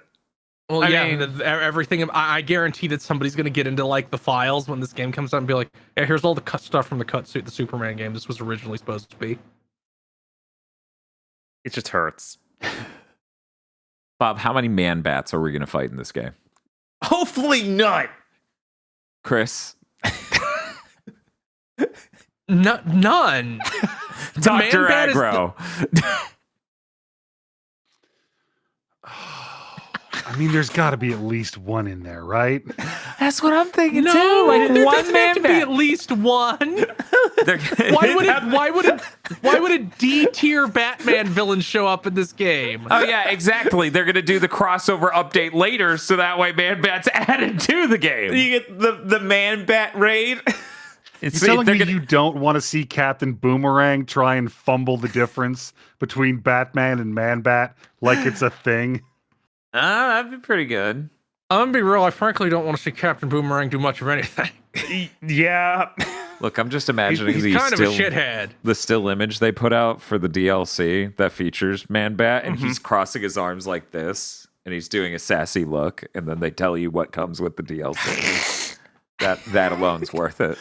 I feel bad that I know I'm going to have to play this eventually because I know. I want to see the Kevin Conroy's final role. That's true. And so, but I'll also have to play it like on some timeline because this game is always online, so it will be shut down within a year or two. Yeah. So we need to play it before that happens. I have seen people today surprised that it's always online. Like Wario64 is tweeting it, and people are just surprised. And I'm like, why are you surprised by this anymore? I thought why that- is anyone ever surprised by I this saw that anymore? leaked like a week ago. That's why I wasn't surprised. I mean, you shouldn't be surprised. Look at the shape of the game. I know. It's like you motherfuckers are looking at a Mario game going, yo, he jumps? No fucking way. Yeah. What? I'm not good at jumping games. Why this motherfucker jump? It is so fucking obvious every time with these things. Like, yeah, it's going to have forced online. Yeah. It's a fucking games as a service thing originally. Of course it is. They don't want you cheating the economy of the game. It's so sad. It sucks. This is the exact, if you really want to know, this is the exact shape of modern video game that I think is ruining everything. Yeah. No, Which this is is funny absolutely because causing the collapse. The prior Rocksteady game is nothing like that. Anyway, And I'm just looking at the screen of Harley Quinn's gear set and fucking stroking out. hey, I saw Home a damage run, range like it's, legendary bat, 3,500 to 3,800 damage. that's exciting. Shield harvest strike bonus 551%. Combo strike damage bonus 90%. Suicide strike damage 16,000. Suicide strike resource gain 93%. So I guess Plus the Suicide 11 Strike is like their ultimate. They get the pop. Probably, yes. plus 11 melee damage to grunt enemies, plus 31 melee damage on shield harvestable enemies, plus 2% shield generated on melee hit, venom frenzy. What? Just put the barrel of the gun in my mouth. Bob, you're confused. Allow me to explain. That is a legendary or epic item. Right. So Obviously, it should have everything like Diablo 2. it should just have countless things that it's doing for you. But yes, it's inevitable we're going to play these this too. motherfuckers. Yeah. I am vulnerable to this. I love being strong and number go up. Yeah. You have somehow made the become strong and make number go up game where it does nothing. The thing about all of these, like, they're all going for that same Destiny feel of these numbers don't actually make you feel strong. Like, there still is some weird fake gap of power that you cannot cross. So it's guys in the first area can still kill you. Yeah. And that's the depressing part of these big numbers. Maybe this will actually work. Maybe. I just can't trust them until you get your hands on them. Right. I mean, I'm looking once again. I'm looking at her at the screenshot, and I see light levels. So no, it's not going to work out. Oh. Well, that's all I had to say about this. These games need to be like World of Warcraft, where you gain 5 levels, and then suddenly something 5 levels lower than you can't even hit you. Yeah, I don't know why they don't do that. Because obviously they can do their strikes or whatever and just change the numbers for those areas. Yeah, they're hyper concerned about the stuff that seems like it's focused on competitive play, like against other players, but they don't have that. Yeah. It's just a weird mental disease they got into. I think Diablo 3 might have been part of the cause of this. I mean, Diablo 3 definitely did we're worried about PvP, so we ruined the game oops. Yeah. Anyway. I'm good. I'm done talking about State of Play. Did anyone else have any other things to say? We didn't give it a letter score. We didn't. At the end of that stream, but we can do it here. Sure. I'm going to give it a C+ because it showed me a few VR games that looked really cool. Elsewise, it didn't show me jack shit I care about, really. Yeah. And it committed one of the worst sins, making Goodbye Volcano High real. 3 years after they've introduced it to me. 3 years it was gone. Still going to have to play that game. Bob! This is a little rough. I wanted to say a D. Because it was really bad. Mm-hmm. Like, I think ending on 15 minutes of Suicide Squad really killed it. Yeah. Like, the rest of it was kind of just okay, and then it went into that. At least right before that, we got that amp up of, hey, here's some new Street Fighter characters. Mm-hmm. But, yeah. Yeah. Yeah. And Resident Evil 4 Remake. Right? Yeah. Like, that stuff was cool. Yeah. I guess a D+. Okay. Yeah. Chris? I don't own a VR headset, so D+. Dr. Aggro. I'm struggling with whether or not it's fair to blame how brain diseased the Suicide Squad is on the conference as a presentation, because that was kind of a pretty good showing of a game that has terrible problems. So I think I'm gonna give it a C for C. This is why you should have ended that Suicide Squad thing like halfway through. Yes, that's true. Yeah, Resident Evil 4 Remake and Street Fighter 6 was really hype. Mm-hmm. They had a few neat VR things, and frankly, I was interested in that one puzzle game about guiding them through the afterlife before they were like, it's VR, and I'm like, oh shit, what an upgrade! But yeah, anyways, there you go. That's it. Big think over. Now we talk about what we're doing in the next week. I'm playing a shitload of VR. Whoa. I don't know if it's anything the audience should be, because I don't know if I'm going live with any of it. I feel like the audience would love to watch you play Star Wars or watch us play Horizon. Mm-hmm. We should announce what's Friday and Sunday, though. Ooh. Friday, we're doing PSVR 2 game. Still undecided. Might be Star Wars, might be Horizon. Right. Might be an assortment.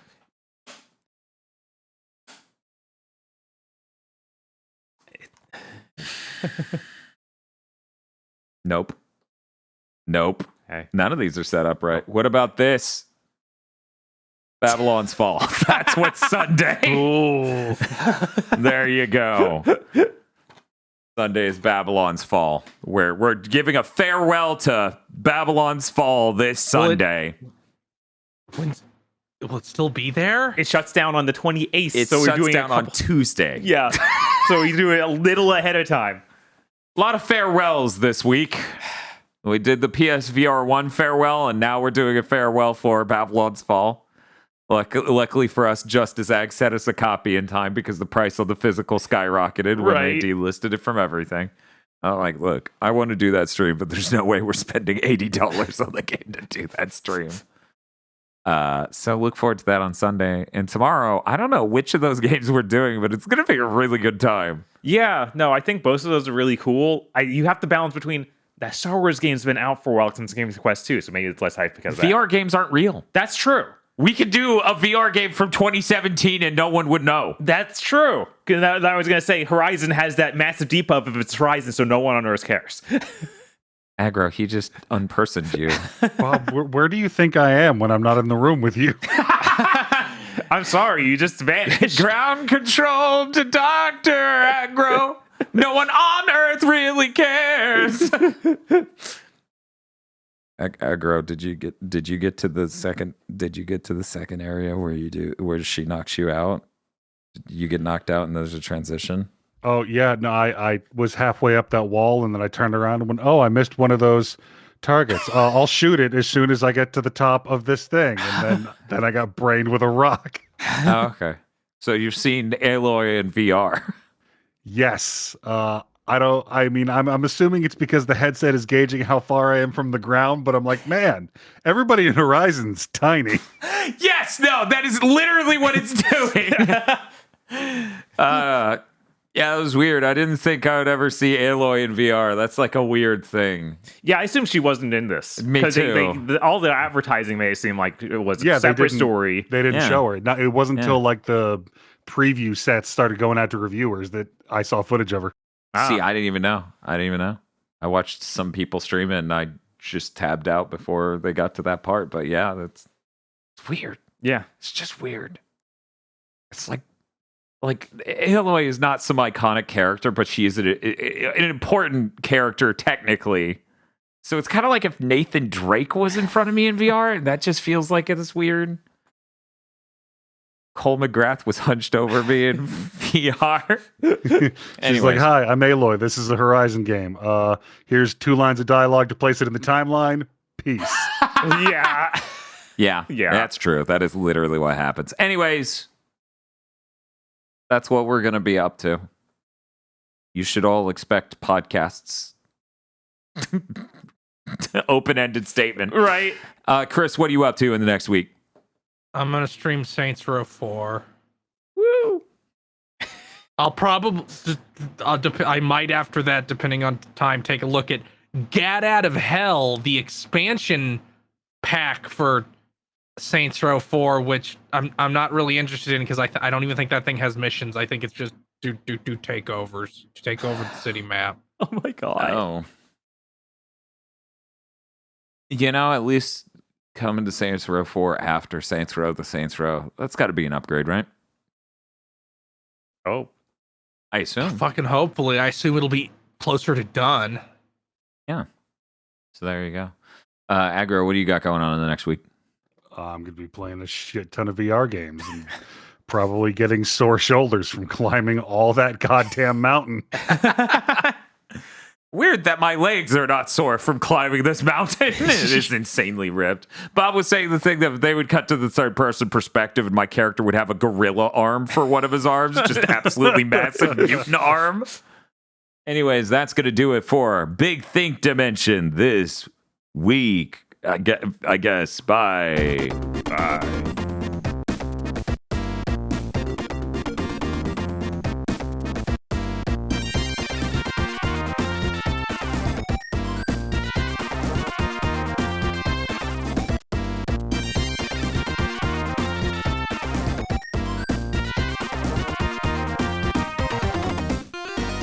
Thank you very much for listening to this episode of Big Think Dimension. Big Think Dimension is only possible because of you and your incredible support over on patreon.com/gbpodcast, where you can watch Isolation 119, a real movie that people watch all the time. It's happening every day. You're the only one not watching it right now. Go sign up and get a ton more content today.